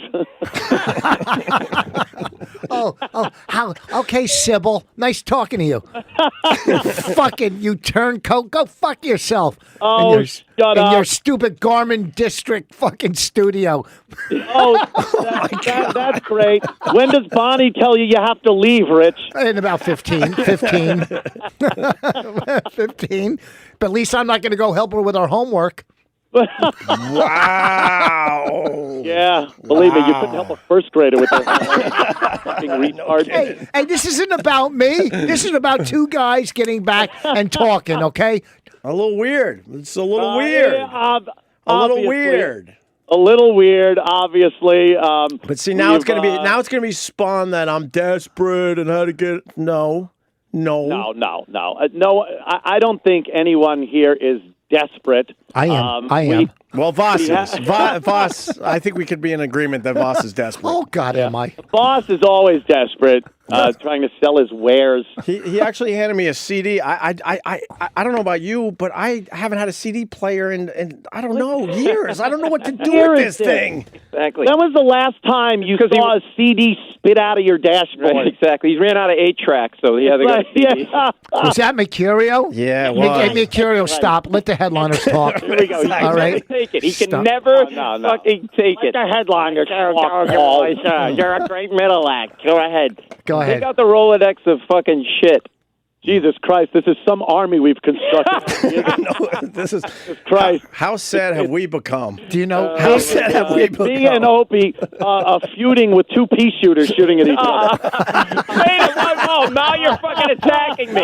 Well, I have. You know what? The most old brilliant days- thing said today was Garmin District fucking show. Rich Voss is a brilliant guy. The old days we had nuclear warheads. Now we got now we're just we got throwing- styrofoam darts. It's literally a child dirt bomb fight. Why don't you two assholes take it off of us and fucking say something to each other? Yeah, you know what? I know what I liked real quick, and then I'll bow out. The second you called, you two started laughing together. And you know what it made me feel? It made me. It made me feel like. Isn't that good? What is this? What do you know? Shut the fuck up and get on the. I heard Anne Frank had a chuckle with the Nazis too at some point. Oh, wow. What are the odds that you brought the Get out of there. Nazis in within 5 minutes of a call? I'm just trying to scare you off. Yeah, that might have been one of our. That might have been one of our problems. Well, just come at me with your The hair. hairs on my little arms go up when you two started talking. Fuck you. Oh my God! Hey, Ope. Yeah. Did you hear from your brother and my brother? What do you mean? They're talking. They're texting each other about like almost an intervention of throwing us in the same room just so we chit chat. Which brother? Brett. Brett from F.H. Riley's. Yeah. Yeah. No, Brett didn't fucking tell me that. Yeah, Brett and Joe have been conspiring to try to get us in the same room or some shit. Look at Opie's picture. He looks like a hobo off a train. What? No, that was from a TV show. Which show? The TBS show. I'm kidding. I only did one. Oh, God. Holy shit. I do appreciate Keith reaching out to me. Yeah, Keith's a good egg. He threw a fucking Hail Mary last week, but I'm like, Keith, there's too much to unwind. Too much to unwind, Anthony, in a week. Well, yeah, it's only been 2 years of deconstructing 20 years. so yeah, we should. You know what? I'd be totally open to getting together somewhere, hanging out, and having a little chit chat. Nice and light. Keep it light at first. Just kind of reacquainting ourselves. You do it at Union Hall on stage. Do it at Union Hall. Do it at Union Hall on stage, right? Yeah, we'll make it an appearance. Why don't you guys do it this week in Cuyahoga Falls? I'm at the Funny Stop. You're so desperate. Oh, my God. Listen to You're Rich. so That's all he desperate. can do. We could all stay at his Howard Johnson hotel room afterwards. Oh God, Paul. Why stop. don't you tell Opie what you were just saying on the air about what he should do with his new show? Yeah, Well, what? I was saying, here we like, go. Here we obviously go. the Opie and Anthony thing, Right. like, is done. I mean, that's obviously done. Right. And just a reinventing of your show. Like it's your show instead of remnants of some other show. Of course. I feel like a free man finally. Nothing against Jimmy, but now I feel like, okay, the O&A thing is officially over. And in the future, if, I don't know, other things happen, then it'll be a brand new, different thing. Yes, I feel that, like, in my bones that it's finally over. So Nothing the against reinventing is having Rich Voss on your show? He got to the V's. He got to the V's. You got to transition away slowly. Into a cold turkey. He's literally the only one that said yes. I'm in a bad spot. What's Hey, listen. I burned a few bridges. You burned fucking tunnels. Oh my Bridges. God! Burned a few bridges. It looks like Dresden. Yes. What happened with like management? Are you on the outs with those guys? Ah, dude, when have I not been? There was a couple of years there, though. It was pretty good. A few Couple years of there. solid years where it wasn't too a bad. few good years. Yes, they wanted a multi-year deal, and I said no fucking way. That's exactly what he was saying before about him. He was saying that you would never take the long-term deal. You'd always insist that you guys take like a 1-2 year deal. I was like, take a 10-year And deal. he's like, he should take a 10-year deal.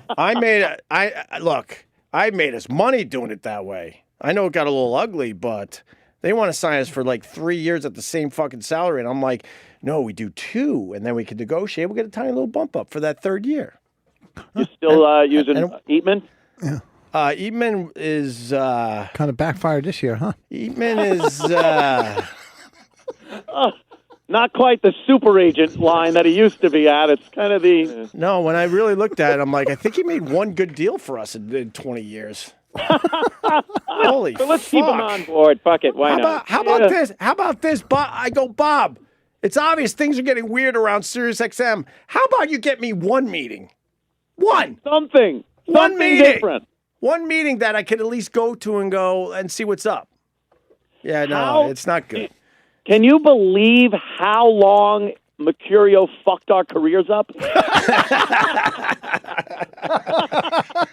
Yeah, it all comes full circle today, boys. Look, Paul, tell the story when I saw you in Philly and I was in the front row. You were warming up for Brian Regan, I believe. Yeah, I opened for Brian Regan, and I looked down, and there's this fucking asshole who wouldn't return my call for 3 years to go back on his show. And he was like, no, there's not a problem. And then fucking I can never get back on the show. No, they don't blame you. Give a call. We'll set you right up. Get in touch with Roland. Yeah, He's telling the boring story. So I'm in the front row, and he's doing crowd work, and he's like just feeling good going down the row. And then all of a sudden he gets to me, sees my face, and it was like he saw a fucking ghost, and he was like, he stumbled and stammered and then moved past me. And that's when I had texted him and said, look, dude, I don't have, I'm fucking livid what happened, but I'm good. We're good now. Everybody that looks at you sees a ghost because you had the pigment Wait, of a you scallop. said then you were good. You've never been good with it. You always say to my face you're good with it, and then you never fucking return my calls to come on your shows. I didn't watch You're full of shit. Don't fucking say that. I don't care. But you can't have it both ways. You can't fucking say to people look at Paul getting you mad. were fine with it, and then you fucking would never have me on your show again.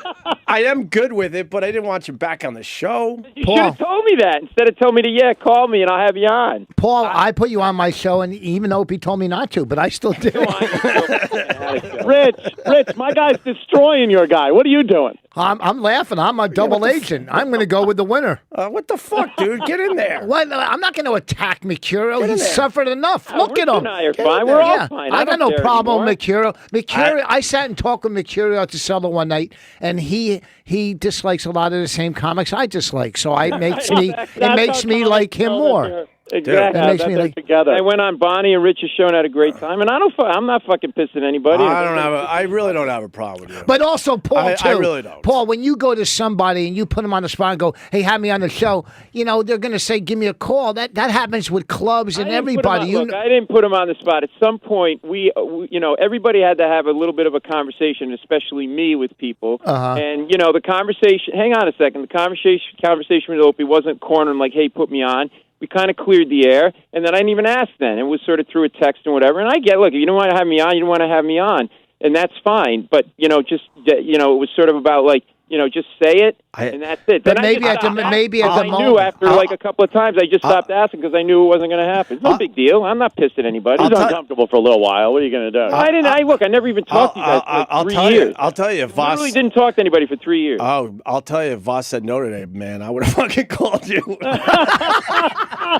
Listen, I'm in a bad spot. I'm in a bad spot.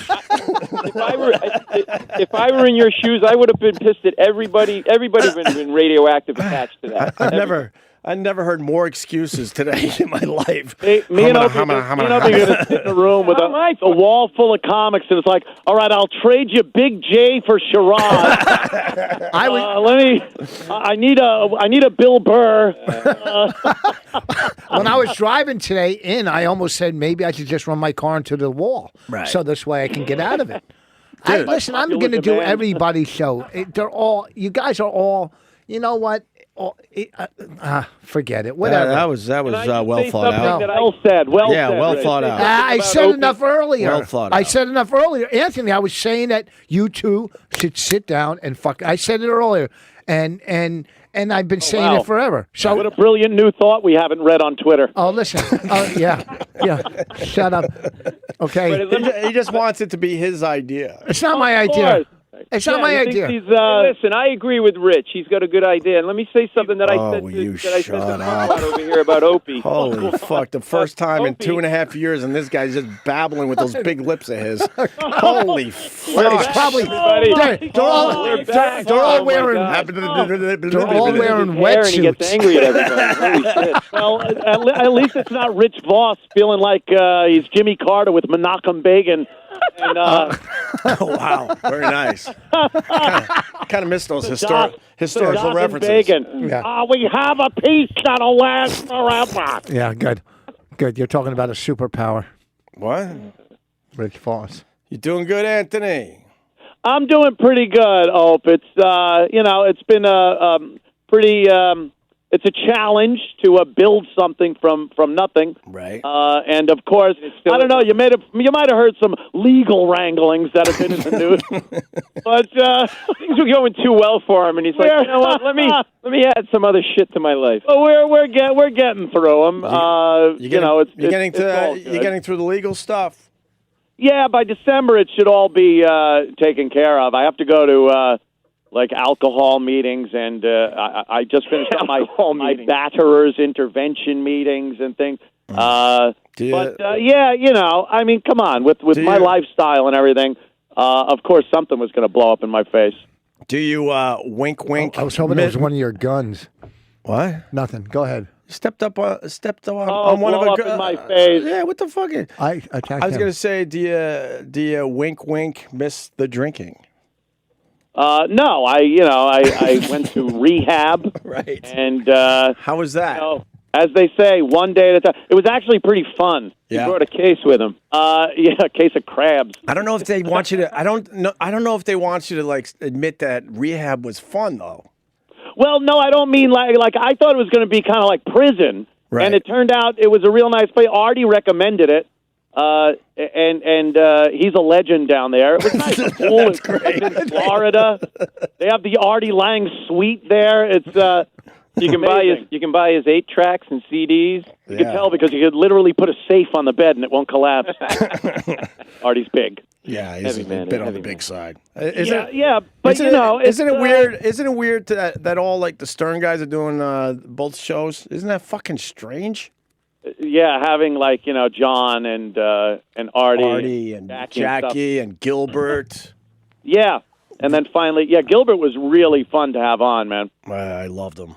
He's a good guy, and then yeah, you kind of you're forced to do what you have to do, kind of a thing. Right. Projecting and trying to think of what you should do is not a healthy thing, and one day at a time, as they say. Let me ask you one question. All right. It's not heavy lifting. Thought he was going to hang up Do on you- me. Oh my God. No. Would have been hilarious. Do you, I got a lot of shit over the years. Do Really? you honestly think I didn't stick up for you? Yeah, I didn't think you went to bat as a guy that did radio with somebody for 20 years would have went to bat. I never heard one inkling that it happened. So, yeah, I just never thought you gave it a good shot. I gave it a fair shot. That's for sure. I got screamed at. They didn't want to hear it at the time. That's just it. Like a fair. They didn't want to shot. hear that.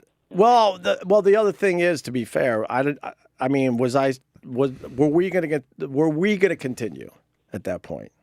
Did you honestly think we were?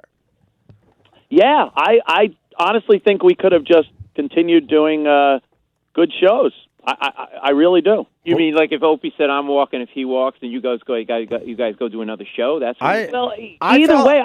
I felt the separation was already beginning before that incident, though. It was, but I wasn't sure if we did do something else, whether that would have helped out, right? Or just the fact that, I mean, you know how a lot of these radio relationships go. Even if the bottom falls out of the relationship portion of it, the shows are still good, and I thought the show was still very strong. You didn't think we needed a break at that point? I mean, we were barely talking. I don't know. Maybe in my own mind, maybe going to bat for me when management wanted to fire me might have actually helped. I mean, maybe I shouldn't use the word fair. Me and Jimmy absolutely went to bat, and they were screaming at us. They were so fucking pissed off at the time, and we were trying to say, it's not that big of a deal. We can get through this. Because then my thought was, I really did think that we were heading toward we needed a break, and this was never said to you. So I gotta be honest with you. My thought at that point was like, wow, we kind of need a break, but I didn't want to like blow up the Opie and Anthony brand. That's the stupidest thing in the world. So I was starting to think we got our own channel. Maybe we could figure out some new directions for both of us. Mm-hmm. Can I ask you guys something? I wasn't thinking that the whole thing should be, blown up. That's for sure. And I want people to know that. I thought we were getting to a place like your interests on the radio show were obviously very different than my interests, and then it was sort of, all those years where it worked, we had a lot more of the same interests, and we were always on the same page. But we started wanting to talk about different things, and quite frankly, we were looking at each other like, oh, whatever. I'd rather talk about this, and I saw it in your eyes, and you're like, well, I'd rather talk about this. But I didn't want to. Sorry, very different lifestyles. But I didn't want to like blow up the whole Opie and Anthony brand. That was fucking gold. But if both of you have said today that my attorney is speaking now. Please, both of you said today, in all seriousness, like you knew what you had. Why couldn't you bring yourselves to go get a beer one night or talk on the phone and go, look, we both just say what you're saying? We always had that bad issue where we never really talked with each other. and Anthony's not supposed. And Anthony's not supposed to drink. That was always that was kind of a bad thing. What a shock that you went through rehab. Well, Is there a reason you couldn't just fucking go, look, we know we have something valuable here that's about to fucking implode. Let's figure this out. Ant could, I believe what he's saying, but I think we needed a break at the time. But that could very well be. I just didn't like the way it happened. That's all. Like, if we did need a break, that was fine. And maybe, I just didn't feel like you went to bat for me, and then after that could have been like, well, we need a break anyway, but it was just the timing of it came off like, oh, now it's just Opie and Jimmy, and 20 years, there goes Ant. We'll see what happens. Well, Jimmy never wanted people to think that, he took over for you. No, I knew that. But the fans all knew it was Opie and Jimmy. He could have called the show whatever he wanted, but it was very obvious to everybody it's now Opie and Jimmy. So, whatever. Well, not anymore. No. Oh, no. You didn't want to do afternoons? Oh, no. No.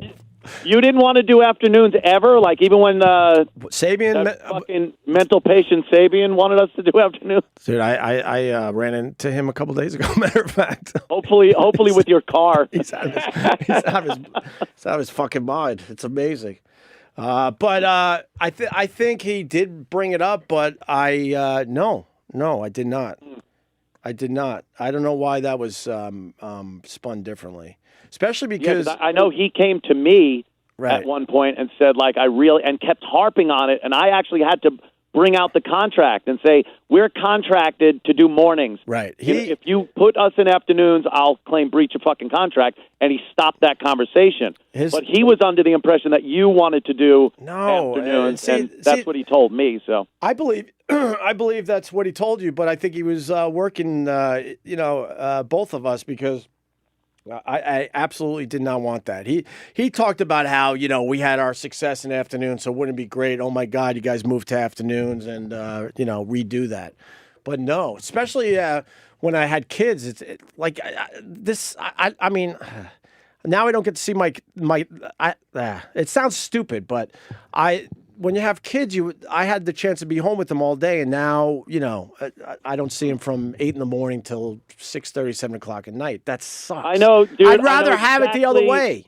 I know exactly how you feel because I don't see Beavis until late at night. I swear to you, I thought you were going another way with that. No. But I could still help her with her homework. Oh, jeez. No, believe me, I've definitely calmed down on the crazy girl front. 17 and above, at least until December. Oh my God. Yeah, look, we obviously went in different directions with our lifestyle, and it came out on the air, and it was a lot more difficult to find common ground to talk about things on the show. I do understand that. But the one thing that I think was taken away from this whole thing that people don't realize is there was always an appreciation for what we did for each other over the years and during our careers. Right. There was never without him, he wouldn't be famous, or without him, he wouldn't be famous kind of an angle. It was a team effort. It worked very well. We did very well, and that has to be respected no matter what. Oh, without a doubt. Without a doubt. Wow, this is getting really gay. Oh, shut up! Well, maybe if you take my cock out of your mouth. What? It won't be as gay. This is great. This is the best fucking radio in so long. Well, it would be without you, Rich. Listen, you don't want me to get started, you motherfucker. Oh, wait, we've been waiting for you to get started for 20 years. Boy, am I throwing him softballs. Oh, yeah, that's what Bonnie says. I'm rubber glue. Ooh. Listen, here's what I want to. I don't want to. You know what? I'll talk to you after the. Forget. I'm not. Keep going. You guys are doing great. He does that. He does that. Look, the counselor. He does that when he has nothing to say. No, I do have something to say. I do, but it's none of my business. It's what between you two. It's between you two. When Rich talks, it's like those parts in The Sopranos right before the end when they would go to Melfi, and he's like, "Oh fuck!" It was getting good. Right. No, because I'm not taking sides in anything. Too, but when you say I'm going to get a shitstorm on Twitter, but I'm coming on your show in a week or two, so I'm not taking sides. Right. But here's my opinion. Back in here? Yeah, of course. I told you that where are you going to tell Bonnie you're going? I told you. Listen, look we talked on the phone, so don't try to play I know, fucking Rich, double. We did. I had a great conversation with Rich the other day. It was very cool. All right, so I get it. Okay, so I'm going to talk to you only not as fucking radio people, as somebody who's sober, who went to rehab. Okay, when you're drinking, you're blaming, you're saying, and I'm not taking Opie's side, I'm just going from the alcoholic standpoint. You're saying, did Opie stand up for me? Hey, guess what? You didn't stand up for yourself, because after all that shit happened, you could have came out and said, hey, I fucked up. I'm sorry, I'm going to go get help, and then you could have still had your job, right? Is that true? Yeah, but I don't think that would have saved his job. They were. No. Hey, Paul, I'm not talking to you. Shut up, Paul. I'm talking to Anthony. I don't think that would have saved his job. But it would have fucking. If so, you can't expect people to help you unless you're helping yourself. That's all. I don't agree with that. That's good, Rich. Why don't you also say that the Jews should have apologized to the Nazis? Well, you don't think I'm not saying apologize. That's what you're implying. No, I'm saying you're implying I should have done. I always bring it back to Jews and Nazis with Rich. I know. But I think what Rich is saying is if you came off more contrite or whatever and apologetic, maybe it could have saved your job, but I don't think it could have. I don't think it could have. They were just shut down. I don't think Rich makes a bad point. I still work here. I can tell you this. It probably would have helped. Oh, yeah? I swear. But we weren't talking. Because Scott Greenstein's pretty much over it, but... upstairs, maybe not so much. Maybe not so much. I love upstairs. That upstairs is a rough place. I love that upstairs. Yeah, that upstairs is a little rough. But that's but not. You doubled down. That's your thing, and absolutely doubled down and stuck to his guns. That's got to be respected. Yes, but I think if he would have let it go a little bit, but then again, maybe Ann wouldn't have wanted to come back here. Hey, Opie. Here's another thing, though. Honestly.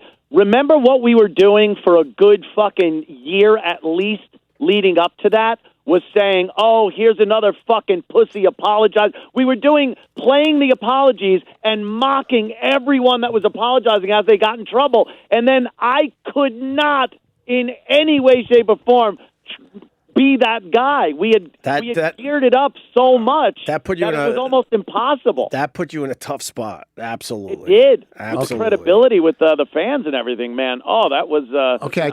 Wait. You still got credibility with the fans? How's that feel? I need to know. I need to know from the land that's far, far away from here. Oh my God. Holy fuckaroonie. Oh, why am I involved with you fucking assholes? Go fuck yourself.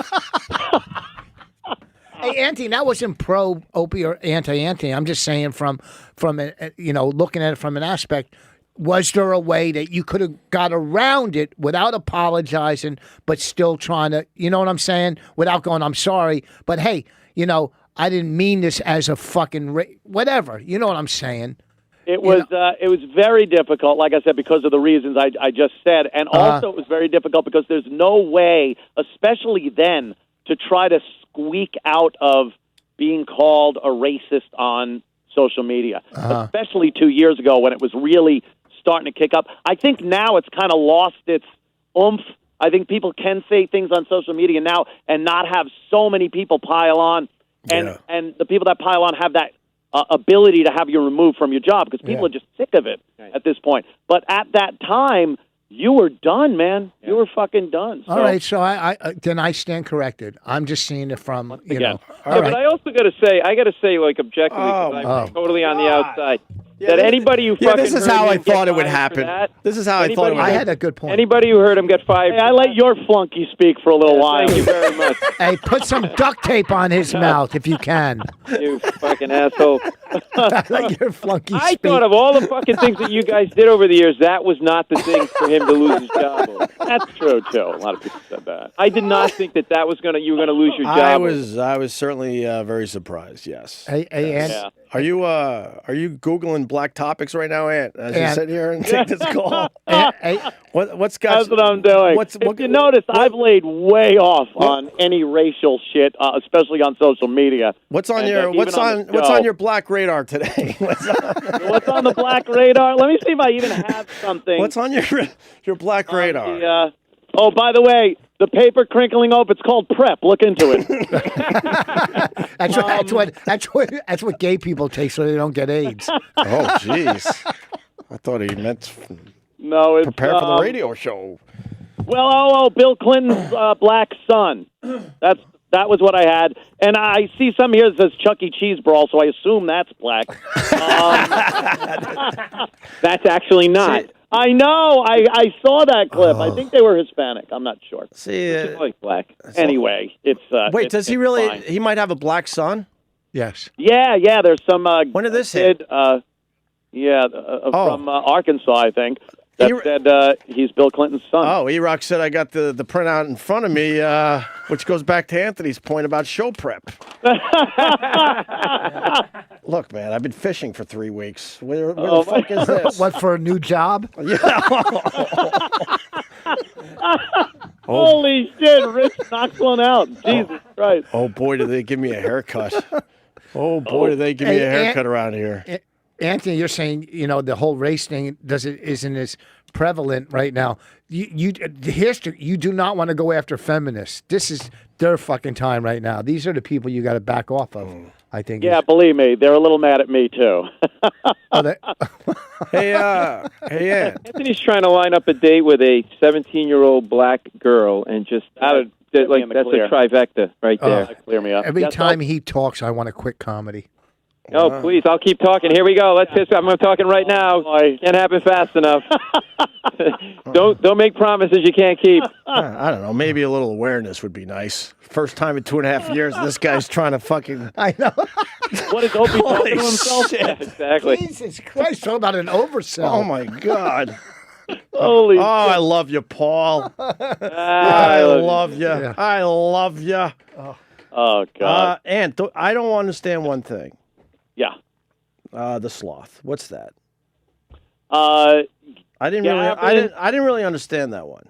Gavin McInnes one day called you a torpid sloth. Right. And I think torpid made the sloth even slower. Right. I get what was the actual gag there? It was I don't, a couple of years ago. I didn't really understand that one. Just I don't know, maybe it was an effort thing. Effort? What the fuck? Hey, the guy managed to get himself thrown out of Vice. What do I know? Effort? Yeah. Now, look, I know. I was pretty lazy on the job. Please, believe me. I understand that. And I do have to say, I literally haven't talked to you in 2 years, 3 months. 2 years, yeah. I really didn't watch pretty much any of your shows because it was just like, you know what I mean? Yeah, no, I know. I didn't really listen either to any of yours. It's one of those. But Anthony's fans feel that way. When I called you human garbage and you showed up the next day in a garbage bag, that fucking made me laugh pretty fucking hard. That was a good one. That made me laugh pretty fucking hard. I'm not gonna lie to you. He's talking to Anthony. I'm not gonna. Who are you talking to, Rich? Colin's calling. Oh, what? All right.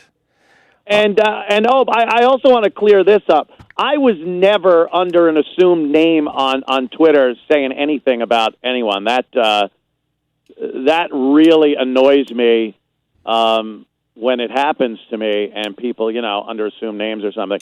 But no, I never did that. I wasn't any of the people that were giving you grief on Twitter. If I had something to say, I would either say it on my show or tweet it under my own name. But yeah, I wasn't pulling any of those shenanigans.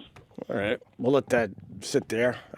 I believe you're. I believe you had a fine army that did a lot of your dirty work, though. Well, we raised a bunch of fans that would do things, pretty nasty things to people that we would direct them to, but I never literally directed them to you. They pick up the ball and run with it. All those, and I can tell you, Jocktober fucking Facebook pages that they would desecrate. I can tell you firsthand, fucking your fans are very loyal. They're animals. If you fucking do something against you guys, I took a rash of shit for. Believe me, they've turned on me too, Hope. You're talking right now with, let's see, Tranthony.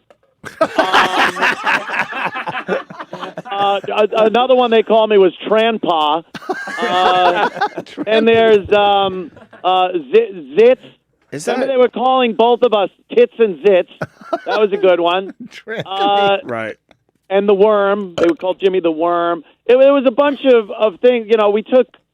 We all took a lot of shit. You took a fuckload of shit at the beginning. Apparently, I don't know. Did you step on someone's cake? I didn't notice that. On the kick him out. I loved how they was trying to get you fired for that. I think because I was looked at as the fucking boss too. It made it. I'm not the boss. Fuck all that shit. God, you were fuck all that shit. That cake was 3-4 years ago. That's whatever. It's gonna always pop up. What are you gonna do? But all right. Hey, Anthony. Can you please yes. tell your fans that we're friends? Okay, because I really don't want to deal with it tonight. Hey, Duke. Please hang up on him. Please hang up on him. Please hang up on him. Rich, we're friends. Come on, I know that. And Yeah. Hope, I'll give you a text, All right. and we'll set something up to just hang out. Like I said, keep it light. Why And are you shaking your head while you're saying that? Why are you shaking your head? I will keep an open mind. Oh, this is beautiful. I will keep like an this. open mind. All right. Well, you have an open schedule. You might as well open your mind too. Oh, Can you tell they fucked me pretty bad? oh, Jesus Christ. Can you tell they really fucked me over? The wonderful, this is the life we have chosen. Your friends become your enemies, your enemies become your friends. Let go, and let Anthony. That's All my right. saying. I'm out of Very here. good. I got to actually go. All right. Very good talking to you, and we'll see what happens. Same here, buddy. All right, man. Take it easy. All right. See you guys. I'll see you.